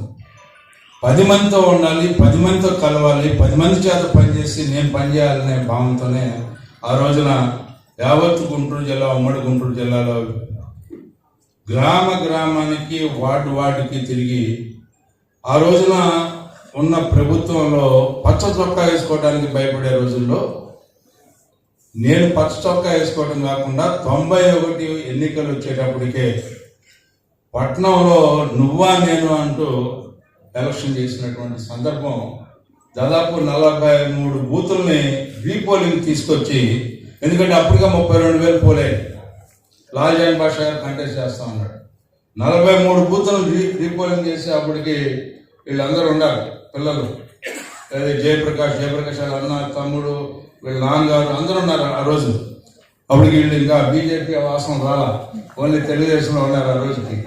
అండ్ వీళ్ళందరూ ఉంటే ఒక ఊపి 43 బూతులు రీపోలింగ్ తీసుకొస్తే 32,000 పోలింగ్ అయినటువంటి బూతులు మరుసటి రోజు కంచెలేసి ఐఏసి ఈఏసి ఏంటంటే ఏదో నష్టం జరుగుతుందని చెప్పి వాళ్ళు భయపడిపోయి వీళ్ళు అటాక్ చేస్తారేమో అని చెప్పి భయపడిపోయి కంచెలు వేయించి చేస్తే కేవలం 8,000 ఓట్లు పోలైతే ఆ ఎలక్షన్లో లాల్జాన్ బాషా గారు 14,500 ఓట్లతో గెలవడం జరిగింది. ఆ రకమైనటువంటి వాళ్ళు వేసిన ప్లాన్కి మనం వేసిన ప్లాన్కి అది డిఫరెంట్గా రోల్ ప్లే చేసి మనం గెలవడం జరిగింది. ఆ రకంగా 94 వచ్చేటప్పటికే మళ్ళీ ఇంకొక విచిత్రమైనటువంటి సన్నివేశం. పెద్ద ఆయన ఆజానుబాహుడు, 6 అడుగుల అందగాడు, 6 సార్లు పోటీ చేసిన వ్యక్తి మరి ఎడ్లపాటి వెంకట్రావు. మరి ఎడ్లపాటి వెంకట్రావుని తట్టుకోవటం అంటే ఇట్లా మామూలుగా ఇట్లా కూర్చుంటే అందరూ ఎక్కడ కొత్త వాళ్ళు అనుకో వేమూరు ఏమైంది అంటావు అని ఎవరిని అడిగారు అనుకో ఏమైంది అంటావంటే ఆయన తప్పితే ఇంకెవరికి వస్తే ఎడ్లపాటి వెంకట్రావు అన్నాడు. అక్కడే ఉండేవాడు నేను, 6 నేను ఉండేవాడు. వాళ్ళందరూ అటు చెప్పుకుంటూ ఉండేవాళ్ళు. ఆ రకంగా మరి అన్నగారి దగ్గరికి అందరూ పెద్దలందరూ కూడా వెళ్ళారు. కొన్ని పెద్దలందరూ వెళ్ళి ఆయన తప్పితే గెలవడండి, 6 సార్లు పోటీ చేశాడు, మంత్రి చేశాడు, కార్పొరేషన్ చైర్మన్ చేశాడు, అది ఇది చెప్పాడు. అది అయిపోయింది. నేను వెళ్ళి అదే క్షణంలో వాళ్ళు కింద దిగుతున్నా, నేను ఎక్కాను. ఏమండి వాళ్ళందరూ వచ్చారని చెప్పి పెద్ద ఆయన కూడా అడిగాడు. అడిగితే కూర్చోమన్నాడు. కూర్చోలే, చేతులు కట్టుకొని నుంచున్నా. ఆయన దగ్గర ఎప్పుడు కూర్చున్నాడు కదా, ఇట్లా నుంచున్నాడు. ఆయన మాట్లాడుతా మరి ఏంటి ఏం మాట్లాడమంటే ఆయనకు బలం ఉందంటున్నారు, అది ఇదని అన్నాడు. నాది ఎంటీ మైండ్, నాకేమి అసలు బ్లాంక్. ఎందుకంటే 60 మంది యోధులు మెట్లు దిగుతామంటే నాకు అసలు ఆశ్చర్యం. ఇది అసలు మనం ఎక్కడైనా ఉంటామా సోదరులు అని చెప్పి నేను కూడా ఏం మాట్లాడటం బ్రదర్ అన్నీ ఎట్లా అన్నాడు. సార్ వారికి బలం ఉందంట కదా అన్నాడు. ఏమో సార్ నాకైతే తెలీదు, నాకు మాత్రం బలం లేదు, నాకున్న బలం వల్ల మీరే సార్ అని చెప్పి అన్నాడు. చేసి పెద్ద లాగి ఫోటో తీయించి గెలిచిరా పో అని. అంటే ఈ 2 విషయాలు ఎందుకు చెప్తానంటే ఈ యాదృచ్ఛికం. అంటే నేనేమి దైవ సంపన్నుడు కాదు, లేకపోతే నేను రోజులు ఏదో పూజలు చేసేవాడిని కాదు, లేకపోతే నాకేదో బలం ఉందని కాదు, ఆర్థికంగా బలం ఉందని కాదు, లేకపోతే ఇంకోటని కాదు. ఎందుకో ఆ రకంగా నాకు 6 సార్లు పోటీ చేశాను. 3 సార్లు ఇక్కడ, 3 సార్లు వేమూరులో. నాకు ఎప్పుడు కూడా ఓడిపోయినప్పుడు నాకు ఎప్పుడు బాధ లేదు, గెలిచినప్పుడు నేను ఎప్పుడు ఉప్పొంగిపోలే. నాకు ఎప్పుడు కూడా ఏంటంటే నేను నా దగ్గరికి వచ్చిన వాడిని నేను బాధ పెట్టకుండా వాళ్ళ యొక్క పనిని ఏ రకంగా చేయగలనని చెప్పి ఆలోచించడం తప్పితే ఆనాటి నుంచి ఈనాటి వరకు ఎప్పుడు కూడా వాళ్ళు ఏదైనా నేను ఒక్కోసారి ఎక్కువసారి తిడతా ఉంటాను నా కార్యకర్తలను, లీడర్స్ని. తిట్టినప్పుడు వెళ్ళిపోతాను ఇంటికి. వెళ్ళిన తర్వాత మళ్ళీ వాడు ఏమనుకున్నాడు ఏమని మొదటి లేవగానే ఫోన్ ఎవరికి చేస్తారంటే ఆ రాత్రులు తిట్లు ఎవరైతే తిన్నారో వాడికి పొద్దున ఫోన్ చేస్తారు, ఎలా ఎక్కడున్నావు అని చెప్పి. అంటే నాకు వాడు బాధపడకూడదు. అలాంటి తత్వంతో మీ మధ్యలో పెరిగిన వ్యక్తి నేను. అందుకనే ఇప్పుడు వరకు మీతో సుదీర్ఘమైనటువంటి ప్రయాణం చేశాను. నేను చాలా మందికి నమ్మకం 6 సార్లు అన్నయ్య స్వీట్ తెచ్చుకున్నాడు కదా, మనోహర్ గారిని కూడా ఏదో గుడ్డి కొట్టి తెచ్చుకుంటాడని చెప్పి అనుకున్నాను. ఏంటి కానీ నాకు తెలుసు మా కుర్తూస్ అప్పుడప్పుడు బాధపడతా ఉంటాడు నా గురించి. నేను అంటే వేరే ఇది కాదు, ఇక్కడ అందరం ఒకటే. ఒక్కొక్కసారి ఒక్కొక్క అంశంలో మనం బ్రాడర్ ఇంట్రెస్ట్తో ఆలోచించాలి. నాకు సీట్లు డిక్లేర్ చేసినప్పుడు నాకు కొద్దిగా బాధేసిన ఒక పూట నేను ఫోన్ చేసి కూడా నాకైతే బాగాలేదని చెప్పి మనోహర్ గారికి చెప్పి నేను ఆలోచించా. ఒక హాఫ్ డే ఎవరిని రానివద్దని చెప్పాను. నేను కొనుక్కున్నాను. నేను కొనుక్కుంటే ఎంత కష్టమైనా సరే నిమిషంలో నిద్రపోతాను. అది ఒక వరం నాకు. ఫ్రెష్గా లేచి ఒక కాఫీ ఇమ్మన్నాను. కాఫీ తాగి ఆలోచించాను, ఏంటి మనకి పదవైనా ముఖ్యం లేకపోతే ఈ సమాజం ముఖ్యమా అని చెప్పి ఒక రీలు 5 సంవత్సరాల రీలు ఏ రకంగా మనం ఇక్కడ ధర్నా చేస్తా ఉంటే దేనికోసం ధర్నా చేస్తా ఉన్నాం? ఆ రోజున అమరావతి రాజధాని కోసం ధర్నా చేస్తుంటే టెంట్ దగ్గర పెట్టారు, గుడ్లు వేశారు, లేకపోతే బూతులు తిట్టారు, నన్ను తిట్టారు, నా భార్యను తిట్టారు, రకరకాలుగా నీచంగా ఒక వ్యక్తి ఎవరైనా సరే ఒక మానవుడు పుట్టిన తర్వాత ఆ రకంగా ప్రవర్తించడం అనేది నేను ఎక్కడ కూడా చూడలే. అయితే నేను ఇక్కడ కూడా ఎక్స్పోజ్ అవ్వను. ఎందుకు ఎక్స్పోజ్ అవ్వను అంటే వీళ్ళన్నిటి గురించి నాకు వీళ్ళందరూ కాంపిటేటర్ కాదు, నా మైండ్కి కాంపిటేటర్ కాదు, నాకు ఫిజికల్గా కాంపిటేటర్ కాదు, మెంటల్గా కాంపిటేటర్ కాదు, దేంట్లో కాంపిటేటర్ కాదు. అందుకని నేను ఎందుకు వీళ్ళ గురించి ఆలోచించాలని చెప్పి లోకల్ లోకల్ లోకల్ లోకల్ ఆయన్ని లోకల్ కాదన్నారు, నన్ను లోకల్ కాదన్నారు, రకరకాలుగా లోకల్ అంటే నేను ఒకరోజు చెప్పాను ఊరికి పద్దాకంటే అరే బాబు ముసలేరా అనుకునేది లోకలు, లేకపోతే కప్ప అనుకుంటుంది లోకలు, మనుషులు అనుకోరా లోకలు. మనిషికి జ్ఞానం జరిగినప్పుడు మనిషి వికాసవంతమైన నాగరికత కోసం ఆరాటపడే ఈ మనిషికి లోకల్ అనేది లేదురా అని చెప్పి సున్నితంగా చెప్పాడు. మా రఘురామయ్య అట్టండి రాయుడు అప్పుడప్పుడు, మిగతా అన్ని రాస్తాడు. అట్లా ఎందుకు చెప్తున్నానంటే ఒక్కొక్క అంశాన్ని మనం చాలా సున్నితంగా ఆలోచించుకుంటూ, ఎందుకంటే రాజకీయ వాతావరణం నేను ఆయన మీద గెలిచాను, నా మీద ఆయన గెలిచాడు, ఎక్కడైనా కనపడితే నమస్కారం పెట్టుకునేవాడు, అది సంస్కారం. నేను ఆలపాటి ధర్మారావు గారి మీద నేను గెలిస్తే 2 సార్లు ఎక్కడైనా కనపడితే ముందెళ్ళి ఏం పెద్ద ఎట్లా ఉన్నావు, నీ ఆరోగ్యం ఎట్లా ఉంటుందని చెప్పి పంపించేవాడిని, అది సంస్కారం. కానీ మనం చూడనటువంటి అనాగరికమైనటువంటి రాజకీయాల్లో అసలు వాళ్ళు రాగానే దాడి ఎవరి మీద మొదలుపెట్టారు? ఈ రాష్ట్ర ముఖ్యమంత్రి ఆనాటి ప్రతిపక్ష నేత అయిన చంద్రబాబు నాయుడు మీద దాడి పెట్టారు. ఇంటికి వచ్చి ఇంటికి తలుపులకి గేట్లు కట్టి ఇంటి పక్కన ఉన్నటువంటి సచివాలయాన్ని ఆ రోజున ప్రజా చైతన్య వేదికను పడగొట్టి అలాంటి అరాచకాలు చేసుకుంటూ రైతులు ఎవరైతే దాతృత్వంతో కూడిన రైతులు ఆ రోజున దానం చేస్తే ఆ రైతుల మీద ఎస్సీ ఎస్టీ యాక్ట్ని పెట్టి దాదాపు 1600 రోజుల పైన వాళ్ళు ధర్నా చేస్తుంటే కనీసం ఒక ముఖ్యమంత్రి దిగి మీ ఏమిటి సమస్య అని అడగనటువంటి దుర్మార్గం ముఖ్యమంత్రిని మనం చూసాం. అదంతా కూడా గుర్తుపెట్టుకోవాలి. ఇవన్నీ నాకు రీల్ లాగా తిరిగినాయి. అనేది ఎమ్మటే బయలుదేరి పొద్దున్న మీటింగ్ పెట్టమని చెప్పాడు. వచ్చి నేనేదో సీరియస్గా ఏమైనా మాట్లాడతానని అనుకున్నాడు, ఏమో తెలీదు, పెట్టేస్తున్నాను అని చెప్పాడు. పెట్టగానే మీరు కూడా పిలవంగానే వచ్చేవాడు, ఇట్లాగే వచ్చేవాడు. వచ్చినప్పుడు నేను చెప్పాను, మనకి సమాజం ముఖ్యం, పార్టీ ముఖ్యం, కలయిక ముఖ్యం, నేను కాదు, నా పదవి కాదు అని చెప్పి ఆ రోజున నన్ను కన్విన్స్ చేసే దాంట్లో కూడా నేను కొద్దిగా కష్టపడ్డాను. ముందు కాస్త నా మీద వ్యతిరేకంగా ఉన్నాడు, ముందర వెళ్ళిపోయారు. తర్వాత పార్టీగా ఉన్నాడు, వెళ్ళాలా లేదని ఆలోచిస్తుంటే వెళ్ళమన్నాను. తర్వాత నాతో ఉండాలనుకుని నేనే సర్వస్వం అనుకున్న వాళ్ళందరినీ ఒక్కొక్కరిని కన్విన్స్ చేసుకుంటూ వచ్చాను.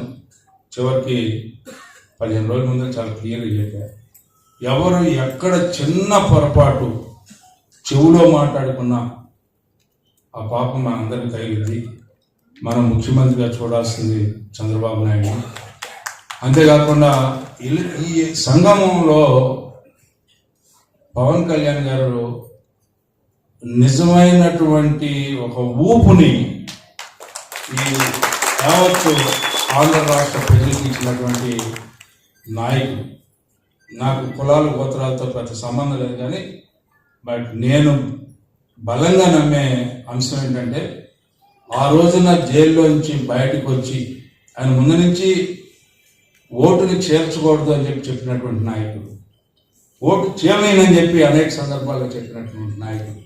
అది ఎంతో విజ్ఞతతోనో ఎంతో లోతుగానో ఆలోచించి ఎంతో రాజకీయ పరిజ్ఞానంతో ఉండే మాటలు.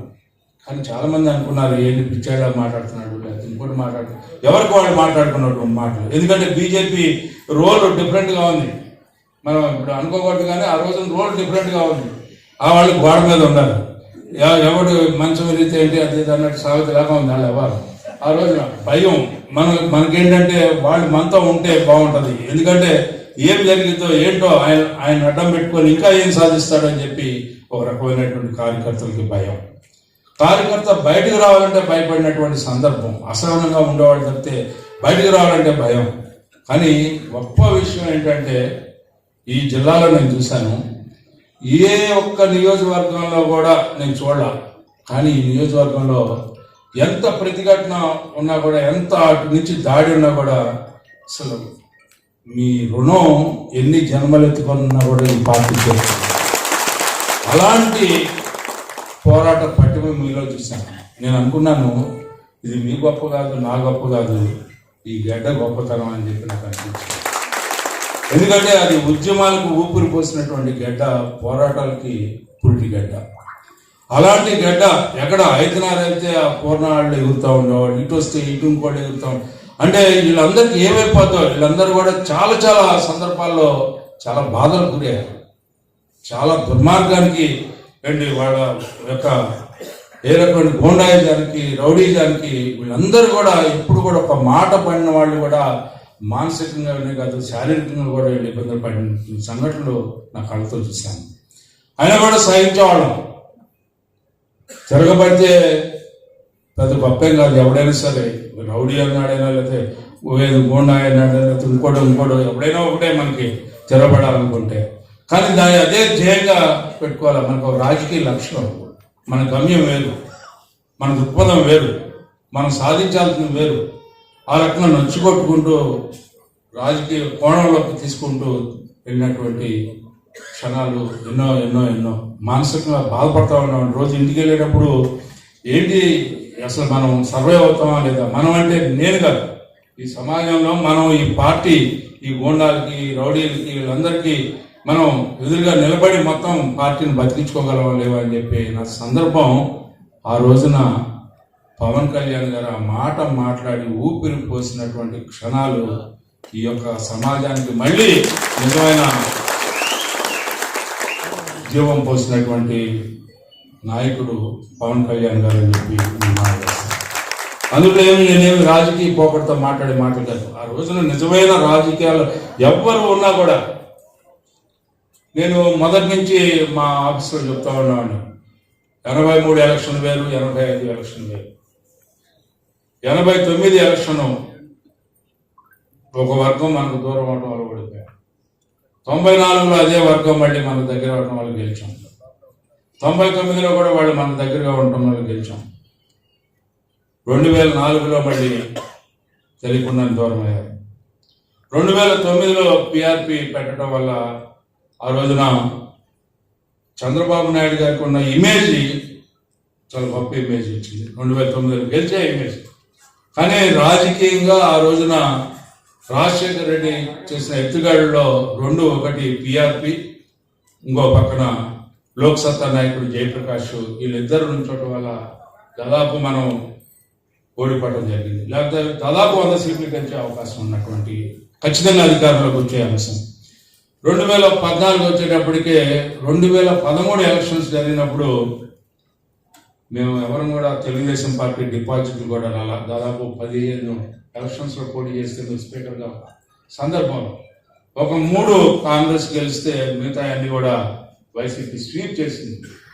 అలాంటి సందర్భంలో కూడా మోరల్స్ ఆ రోజున ఆయన పాదయాత్ర చేస్తా అన్నప్పుడు చంద్రబాబు నాయుడు గారిని ఇటు కృష్ణా జిల్లా నుంచి దిగి ఇక్కడికి వస్తానని చెప్పి, లేకపోతే అటు నుంచి వస్తాను, ఇటు నుంచి అంటే ఎటు నుంచి రావచ్చు సార్, పొందుగల బ్రిడ్జి మీద నుంచి రమ్మంటే, మాచల మీద నుంచి రమ్మంటే, ఆ రోజుకి అక్కడ ఉన్న శాసనసభ్యుడు ఎరపతినేని శ్రీనివాసరావు, నువ్వు ఎక్కడి నుంచో తీసుకొద్దాం మన నాయకుడిని, ఎక్కడైతే ఏ పల్నాడు ప్రాంతం అయితే వాళ్ళకి పట్టుందో ఆ పల్నాడు ప్రాంతం నుంచే నడిపించుకుంటా తీసుకొద్దాం, మన శక్తి, యుక్తి, మన ప్రాణం సైతం దారపోసి నాయకుడిని కాపాడుకుంటా తీసుకొద్దాం అని చెప్పి ఆ రోజున మాట్లాడితే అందరూ కూడా వద్దు, పోస్ట్పోన్ చేయండి పాదయాత్ర అన్నారు. చాలా మంది పెద్దలు, సీనియర్ నాయకులు ఆ రోజున మాకంటే సీనియర్స్గా ఉన్న వాళ్ళు పాదయాత్ర వద్దని చెప్పారు. వద్దు అంటే ఆయనకి చేయాలనుంది, ఆయన సంకల్పం నాకు అర్థమైపోయింది, లేదు పాదయాత్ర చేద్దామని చెప్పి ఆ రోజున ఇక్కడి నుంచి అక్కడి నుంచి వెళ్ళి ఎక్కడ కుర్రాళ్ళు ఉన్నారో మన కుర్రాళ్ళందరినీ తరలించి పొందుగా తీసుకెళ్లి ఆ రకంగా పాదయాత్ర చేసి, ఆ పాదయాత్ర చేసిన చలవ వల్ల 2014లో ఆయన మీద ఒక నమ్మకం, ఈ యొక్క రాష్ట్రాన్ని, విడిపోయిన రాష్ట్రాన్ని మళ్ళీ అభివృద్ధి చేయగలిగిన శక్తి, సమర్థత చంద్రబాబు నాయుడు గారికి దక్కిద్దని చెప్పి ఆ రోజున అధికారం ఇవ్వడం జరిగింది. కానీ అధికారం ఇచ్చిన తర్వాత ఆయన చేసినటువంటి గొప్ప ఆలోచన ఏంటంటే ఆ రోజున ప్రజల యొక్క దాతృత్వంతో ఏర్పడినటువంటి ప్రజా రాజధాని. ప్రపంచంలో ఎక్కడ కూడా మనం చూడం అలాంటి అంశం. ఎవరు కూడా ఒక సెంటు పొలం ఇయటానికి దాయాదులు గీయటానికి ఒప్పుకోలేనటువంటి మనస్తత్వం కలిగినటువంటి ఆస్తి మీద ఉన్నటువంటి మమకారం, అలాంటి మమకారం ఉన్నటువంటి వ్యక్తుల దగ్గర 33,000 ఎకరాలను తీసుకున్నటువంటి ఒక మహోన్నతుడు, ఒక దార్శనికుడు మన నాయకుడు చంద్రబాబు నాయుడు గారు. ఆ రకంగా ఏర్పడినటువంటి రాజధాని, ఆ రోజున అట్లా ఏర్పడినటువంటి రాజధానిని ఏ రకంగా విచ్ఛిన్నం చేశారో మనందరం కూడా చూసాం. ఏ రకమైనటువంటి పన్నాగం పన్నారో మనందరం చూసాం. ఏ రకంగా ఆ రోజున పోలవరం ప్రాజెక్టు 70% పూర్తయి 70% మనం వెళ్తే ప్రజల్ని తీసుకెళ్లి చూపించడానికి వెళ్తే అవన్నీ గ్రాఫిక్స్ అని చెప్పి భ్రమలు పూర్తి చేశారు. అంటే అబద్ధాన్ని ఏ రకంగా ప్రచారం చేయగలరో, ఎలాంటి ఎత్తుగాళ్ళు వేయగలరు అనేది అప్పటికి మనకి సోషల్ మీడియా ఏం తెలియదు. రోజు ఏదో రకంగా మనకి వచ్చేసేది న్యూస్, అది చూసి మనం నమ్మాం, మోసపోయాం. 5 ఏళ్ళు కూడా మనం అనుభవించాం రకరకాలుగా. ఏ రకంగా అంటే చివరికి ఎవరూ చేయనటువంటి అచ్చెన్నాయుడిని మొట్టమొదటిగా అరెస్ట్, ఆ తర్వాత వరుస బిగినైంది. కోల్లు రవీంద్ర, దుర్పల్లి నరేంద్ర, ఇట్లా వరుసనే చూసుకుంటే రామకృష్ణారెడ్డి, మన అనంతపూర్లో జేసీ ప్రభాకర్ రెడ్డి, ఇట్లా వరుసనే వీళ్ళని ఇళ్లలోంచి బయటికి వస్తే ఏమవుతారనే భయం, మనకు భయం, వాళ్ళకి భయం లేదో తెలియదు, కానీ మనం భయపడతా ఏమవుతారో, ఎక్కడ ఏమవుతారో, ఎవరిని ఏం చేస్తారో అని చెప్పి రకరకాలుగా మనం చూసాం. ఆఖరికి బాబాయిని హత్య జరిగింది కూడా మన మీద రుద్ది, దాన్ని కూడా బాబాయ్ హత్యను కూడా దాన్ని కూడా ఈ రోజున సింపతిగా మార్చుకొని వాళ్ళు అధికారంలో రావడానికి ప్రయత్నించినటువంటి దుర్మార్గ నాయకత్వాన్ని మనం చూసాం. అయితే ప్రజలు ఎప్పుడు కూడా తెలియగలరు. నాకు తెలిసినంత వరకు నేను చూసినటువంటి ఎన్నికల్లో 77 ఏళ్ళ స్వాతంత్రంలో చరిత్రను చదువుకున్నా లేకపోతే చూసిన ఎన్నికలను మనం గమనించినా కూడా మొట్టమొదట ఎన్నిక ఎవరికి వాళ్ళు విముక్తి చెందాలి అని చెప్పి, మనకి బానిసత్వంలో బతుకుతున్నాం అనే భావంతో విముక్తి చెందాలని చెప్పి నా అనేది కాకుండా ఆ రకంగా మూకుమ్మడిగా ఎవరికి వాళ్ళు విముక్తి చెంది స్వాతంత్రం సిద్ధించేలాగా చేసి కూటమి నాయకత్వాన్ని ఏర్పాటు చేసిన మీ అందరికీ ఎన్ని జన్మలెత్తినా కూడా ఈనాడు ఏ పార్టీ కూడా రుణం తీర్చుకోలేదు, ఈ ప్రజల యొక్క రుణం అని చెప్పి సందర్భంగా మీకు గుర్తు చేస్తాను. అలాంటి మన ప్రాంతంలో కూడా ఏ మాత్రం నేను ఎన్నికలు అయిపోయిన తర్వాత నేను చెప్పాను 30,000 గెలుస్తారని చెప్పి. నేను 50,000 అనుకోలేదు, కానీ 30,000 గెలుస్తారు మనోహర్ గారు, మీరు ఏమి 30,000 గెలుస్తావా అన్నట్టుగా ఆయన ప్రశ్నార్థంగా ఆయన చూశారు. సమస్య లేదండి నాకు, ఎందుకంటే ఎటు పోయినా కూడా అసలు ఆ ఓట్లు ఏదో మామూలుగా మనం వలేస్తే ఆ వరద వచ్చేటప్పుడు చేపలు పడ్డట్టు పడతా ఉన్నాయి, అట్లా ఓట్లు కనపడతా ఉన్నాయి. ఆ రకంగా మీరు చూపించినటువంటి ఈ యొక్క మీరు చూపించిన దానికి మేము ఏం చేసినా కూడా కూటమి నాయకత్వం మేమందరం మా జీవితాలన్నీ కూడా మీకు సేవ చేసినా కూడా రుణం తీర్చుకోలేదు. ఆ రకంగా నాయకత్వాన్ని నిలబెట్టారు. ఈ కూటమి నాయకత్వం మీకోసం ఉన్నటువంటి నాయకత్వం అని చెప్పి, మీ గురించి ఆలోచించే నాయకత్వం అని చెప్పి, మీరు ఎవరి మాటలకి ప్రలోభాలకి గురి కావద్దని చెప్పి. ఎందుకంటే మనం డిఎస్సి మొదటి సంతకం పెడితే ఇవాళ స్క్రోలింగ్ ఏం చేస్తూ ఉంటారు, ఏం ట్రోల్ చేస్తూ ఉంటారు. డిఎస్సి ఇచ్చారు, ఇంతమందికి అమలు చేయట్లేదు. ఇవాళ 20 లక్షల ఉద్యోగాలు ఇవ్వాలనే సంకల్పంతో 6,33,568 కోట్లు 4,10,000 ఉద్యోగాలు వచ్చేలాగా చేస్తుంటే ఒక ఉద్యోగం లేదని చెప్తా ఉంటారు. అంటే ఏ రకంగా ఈ రోజున మాట్లాడటానికి సిద్ధపడతా ఉన్నారంటే, ఎన్నికల్లో మేము బహిష్కరణ చేస్తున్నాం, ఎన్నికల్లో పోటీ చేయమన్నాళ్ళకి వీళ్ళకి ఏం పని అండి అసలు? ఈ రాష్ట్ర రాజకీయాలతో వీళ్ళకి ఏం పని అని చెప్పి నేను అడుగుతా ఉన్నాను. ఇవాళ ఏది పడితే మాట్లాడుతూ ఉన్నారు పైన. ఇవాళ ఈ రాష్ట్రంలో ఒక ముఖ్యమంత్రిగా చేసినటువంటి వ్యక్తి ఏం మాట్లాడుతున్నాడు తెలియకుండా, ఇందాక చంద్రమోహన్ రెడ్డి గారు మాట్లాడినట్టుగా ఏదేదో మాట్లాడుతున్నాడు. తలకి తోకకి సంబంధం లేకుండా మాట్లాడే మాటలను మనం చూస్తూ ఉన్నాం. మరి అది ఎంతవరకు గౌరవం నాకు తెలియదు, కానీ రాజకీయాల్లో ఉండాల్సినటువంటి హక్కు కోల్పోయినటువంటి వైసీపీ పార్టీ వాళ్ళకి రాజకీయాల గురించి మాట్లాడే హక్కు మాత్రం ఈ సమాజంలో లేదు అని చెప్పుకుంటున్నాను. ఎందుకంటే అన్ని వ్యవస్థల్ని కూడా నిర్వీర్యం చేసినటువంటి నాయకత్వం మీరు. ప్రజలు అసలు ఈ రాజకీయాల్లో ఉన్నటువంటి నాయకులు ఎవరైనా సరే వివాదపడచ్చు, లేకపోతే ఒకళ్ళ మీద ఒకళ్ళు ఆధిపత్యం కోసం రకరకాల ఎత్తులు పై ఎత్తులు వేసి రాజకీయాన్ని నడపచ్చు. కానీ 5 కోట్ల ఆంధ్ర ప్రజలు అసహనానికి గురయ్యి ఆ రకంగా ఏ తప్పు చేయకుండా శిక్ష అనుభవించినట్టుగా 5 సంవత్సరాలు అసహనంగా బతికేలాగా చేసినటువంటి ప్రభుత్వం ఎందుకంటే దుర్మార్గం ఇంకా నేను చెప్పలేనని చెప్పి మనం చేస్తా ఉన్నాం. అందుకనే మనందరం కూడా గుర్తుపెట్టుకోవాలి, ఈ రోజున అలాంటి కూటమి నాయకత్వాన్ని మీరందరూ కూడా మద్దతు పలకాల్సిన అవసరం ఉంది. అలాంటి కూటమి ప్రభుత్వానికి మనం గౌరవించుకోవాల్సిన అవసరం ఉంది. అలాంటి కూటమి ప్రభుత్వాన్ని మనం రక్షించుకోవాల్సిన అవసరం ఉంది. ఆ నేపథ్యంలో నా ఎన్నిక అది అనివార్యమైంది కాబట్టి, ఆ రోజున ఆ రకంగా వచ్చింది కాబట్టి నేను మిమ్మల్ని అందరినీ ఓటేయమని కోరటమో లేకపోతే మీ ఆశీస్సులో సహకారమో సహాయం అడగడం అనేది అది నా బాధ్యత. కానీ అంతకంటే మీకు ఒక బాధ్యత ఉంది. ఒక అడుగు ముందుకు వేసి ఆలోచించి మన ప్రభుత్వానికి, మన యొక్క మంచి ప్రభుత్వానికి, అభివృద్ధి చేసే ప్రభుత్వానికి, ఈ రోజున అన్ని రంగాల్లో కూడా అభివృద్ధి చేయడానికి నిరంతరం ప్రయత్నించే ఈ కూటమి నాయకత్వానికి మరొకసారి మనం మద్దతు పలకాలి. ఆ నేపథ్యంలో నా ఎన్నిక అనివార్యమైతే దాన్ని విజయంగా మార్చుకొని ఒక మంచి సంకేతాన్ని ఇవ్వాల్సినటువంటి బాధ్యత మన అందరి మీద ఉంది అని చెప్పి భావాన్ని మీ అందరికీ తెలియజేస్తున్నాను. ఎందుకంటే మనం ముఖ్యంగా ఈ రోజున మేము ఇద్దరం కూడా ఎన్నికల్లో గెలిచిన తర్వాత ఈ రోజున మా ఎన్నిక వచ్చినప్పుడు మరి నేను నిజంగానే ఈ రకంగా నాకు ఎమ్మెల్సీ ఇస్తారు లేకపోతే ఎమ్మెల్సీలో పోటీ చేయాల్సి వస్తుంది అనుకోవాలి. కానీ పిలిచి మొట్టమొదటిగా ఈ రాష్ట్రంలో ఎవరికైనా పదవి ఇచ్చారంటే అది ముందు నాకే అనౌన్స్ చేశారు. కార్పొరేషన్ కంటే లేదా ఇంకోటి ఆ గౌరవం ఇచ్చినందుకు ఒక సీనియర్ సభ్యుడిగా నాకు ఆ గౌరవం ఈ రాష్ట్రంలో ఈ కూటమి నాయకత్వం నాకు దక్కినందుకు కూటమికి నేను హృదయపూర్వకంగా చంద్రబాబు నాయుడు గారికి, పవన్ కళ్యాణ్ గారికి, పురంధేశ్వర్ గారికి, లోకేష్ గారికి నా హృదయపూర్వకమైనటువంటి ధన్యవాదాలు తెలుపుకుంటాను. అంతేకాదు ఈ రోజున ఒక నియోజకవర్గానికో ఒక వర్గానికో లేకపోతే ఒక రాజకీయంగా ఎదిగాను. కానీ రాష్ట్రంలో ఈ రోజున 33 నియోజకవర్గాల్లో నాకు నామినేషన్ వేసే రోజు అనిపించింది. వీళ్ళందరూ వచ్చి నాకు సంఘీభావం తెలిపిన తర్వాత నాలో ఎక్కడన్నా కాస్త అక్కడక్కడ మళ్ళీ ఏదైనా ఉంటే అది కడుక్కోవాలని అనిపించింది నాకు. నేను ఓ పవిత్రంగా బతకాలి, వీళ్ళందరినీ గౌరవించాలి, వీళ్ళందరూ కూడా నా కోసం ఇంత వచ్చి నాకు సపోర్ట్ చేసినందుకు, ఇంతమంది నాకు మద్దతు పలుకుతా ఉన్నటువంటి ఒక గొప్ప దృశ్యాన్ని నేను కాంచిన తర్వాత నాకు రాజకీయాలలో ఇంకొద్దిగా బాధ్యత పెరిగింది. రాజకీయాల పట్ల ప్రభావితం మరింత బాధ్యతతో కూడినటువంటి రాజకీయాల్లో నేను కొనసాగాలని చెప్పి నాకు అనిపించింది. అలాంటి సన్నివేశంలో మరి నేను ఎప్పుడూ మిమ్మల్ని ఇన్ని ఓట్లు చేర్చమని అడగలను. కానీ ఆశ్చర్యం ఏంటంటే ఉమ్మడి కృష్ణా గుంటూరు జిల్లాలో అక్కడ నేను ఎందుకంటే పట్టణంలో ఎక్కువ చేర్చాలని నేను ప్రయత్నించాను.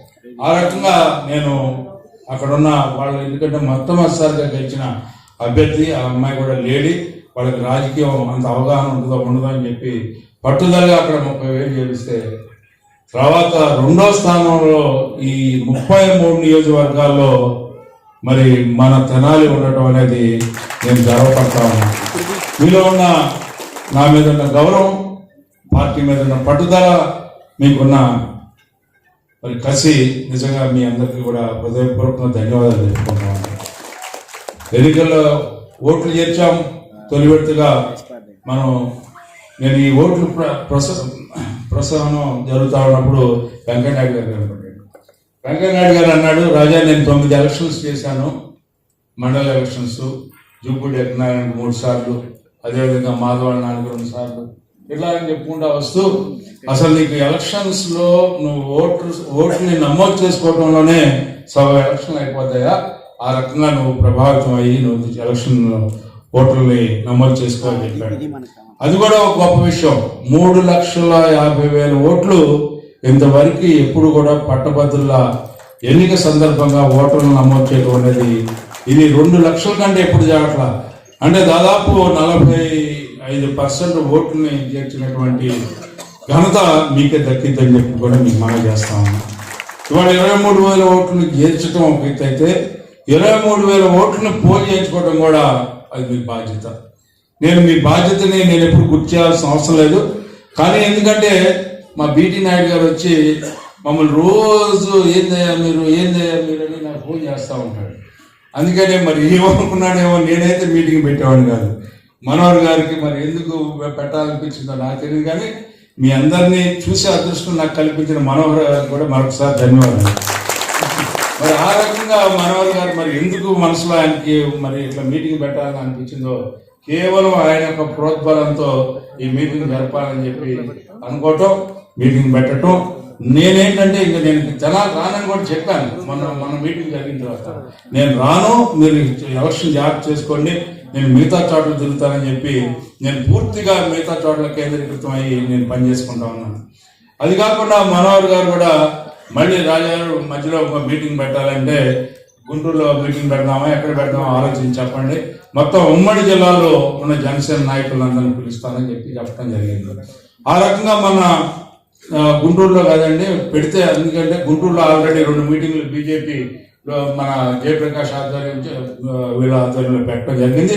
మరి మన మీటింగ్ కృష్ణా జిల్లాలో పెడితే బాగుంటుందంటే ఓకే, ఏం ప్రాబ్లం లేదు రాజా, పెట్టేద్దామని చెప్పి అక్కడ కూడా బ్రహ్మాండంగా మరి దాదాపు 2-3 వేల మంది జనసేన సైనికులు వచ్చి, మరి వీర మహిళలు వచ్చి ఆ రోజున బ్రహ్మాండంగా మరి దుర్గేష్ గారు ఆ రోజున చాలా బ్రహ్మాండమైన స్పీచ్ మనోహర్ గారు, నేను ఫస్ట్ టైం అంత పర్ఫెక్ట్, అంత క్లారిటీతో ఎంత బ్రహ్మాండంగా మాట్లాడారంటే చాలా చాలా పద్ధతిగా, చాలా గౌరవమైనటువంటి రాజకీయ స్పీచ్ని ఇచ్చినటువంటి సందర్భం అని చెప్పి నాకు చాలా ఆశ్చర్యం, చాలా గౌరవం కూడా అనిపించింది ఆ రోజున. ఆయన ఆ విధమైనటువంటి కూటమి నాయకత్వాన్ని సమర్థించుకుంటూ, సంఘీభావం జరుపుకుంటూ, ఈ నాయకత్వం వల్ల ఏం జరగబోతా ఉంది, ఎట్లా జరగబోతా ఉంది, ఏం చేయాలని అనుకుంటా ఉన్నాం, ఏం సాధించగలుగుతాం అనుకుంటున్నాం, ఏం సాధించబోతున్నాం అని చెప్పే దాంట్లో గుర్తుపోయాడని చెప్పి నేను అనుకుంటా ఉన్నాను ఆ రోజున.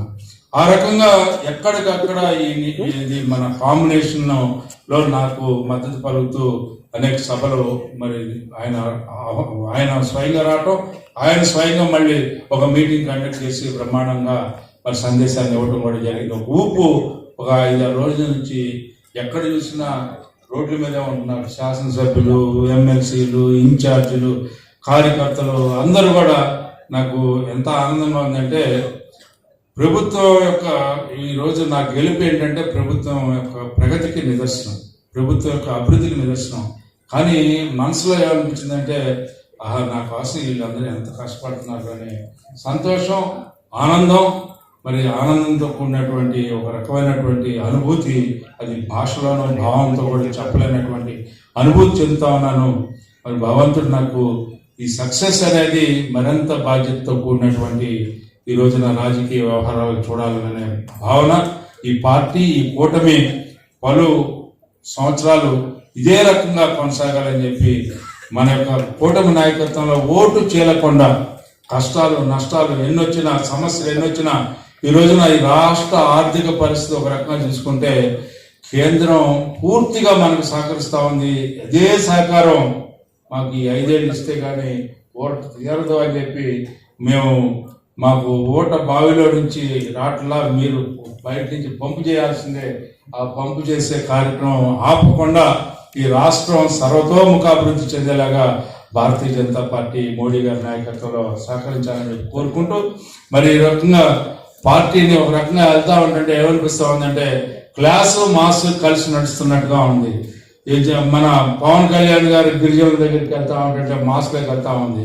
ఇంకో పక్కన వరల్డ్ ఎకనామిక్ ఫామ్ లో చంద్రబాబు నాయుడు గారు మాట్లాడుతూ ఉంటుంటే ఈ రాష్ట్రం యొక్క ఔన్నత్యం గురించి, రాష్ట్రం యొక్క ఏ రకంగా ఈ రాష్ట్రం అభివృద్ధి చెందాలి ఇన్ ఆల్ ఆస్పెక్ట్స్ అని చెప్పి ఒక రాజనీతిజ్ఞుడిగా ఆయన కనపడతా ఉన్నాడు. కింద స్థాయిలో ఉన్నటువంటి మాస్ని ఆకట్టుకునేలాగా ఈ రోజున ఈ పార్టీకి అజరామంగా కొనసాగేలాగా ఈ కూటమి నాయకత్వం కనపడతా ఉంది. ఈ దృశ్యాన్ని, ఇది ఎప్పుడు కూడా ఈ దృశ్యం మనకి పర్మనెంట్ గా కంటిన్యూ అయ్యేలాగా మనం కూడా ఆ రకంగా సహకరించుకుంటూ కింద స్థాయిలో ఒకరికొకరు సహకరించుకుంటూ ఇది మనది అనే భావం మూకుమ్మడిగా ఏ రకమైనటువంటి సంగమానికి, గంగా యమున సరస్వతికి ఏ రకమైనటువంటి పవిత్రత చేకూరిందో అలాంటి పవిత్రతతో కూడినటువంటి ఈ యొక్క సంగమాన్ని మనం కొనసాగించాలని చెప్పి, ఆ సంగమంలో మనందరం భాగస్వామ్యులైనందుకు గర్వపడాలి. ఎందుకంటే నేను ఒక తెలుగుదేశం పార్టీ కార్యకర్తగా నేను ఎప్పుడు గర్వపడతాను. ఎందుకంటే తలెత్తుకొని మాట్లాడే నాయకత్వం చంద్రబాబు నాయుడు గారి నాయకత్వం కానీ, అన్న నందమూరి నాయకత్వం కానీ, అదే రకంగా ఈ రోజున కూటమి నాయకత్వం కూడా మనం ఎవరికి తలదించుకోవాల్సిన మాట్లాడాల్సిన అవసరం లేదు. తలెత్తే ఈ కూటమిని కాపాడుకుంటూ ముందుకు సాగాలని, ఆ సాగే దాంట్లో ఈ ఎన్నిక మీ ముందర ఉంది. దీన్ని గురించి నాకేమీ ఇది లేదు, కానీ మన ప్రతిష్ట గౌరవానికి భంగం లేకుండా ఈ ఎన్నికని జరిపించగలిగిన శక్తి సమర్థత మీకే ఉంది.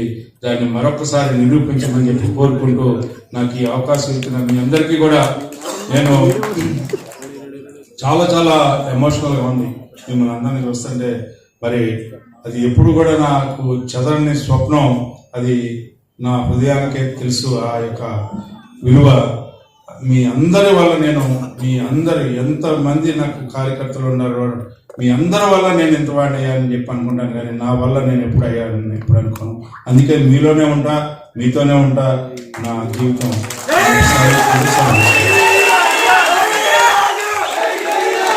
ఈ సమావేశాన్ని 2 నిమిషాల్లో ముగిస్తాం. ముగించే ముందు నేను కర్నూలు నుంచి నేరానికి వచ్చే ముందు ఒకటే చెప్పాను, ఎక్కడ గ్రాడ్యుయేట్ ఎలక్షన్ సంబంధించి అబ్జర్వర్ వేశానంటే తినాలని చెప్పాను. అందరూ ఏమన్నారంటే తెనాలి ప్యారిస్కి వెళ్తున్నారు, జాగ్రత్త అని చెప్పారు.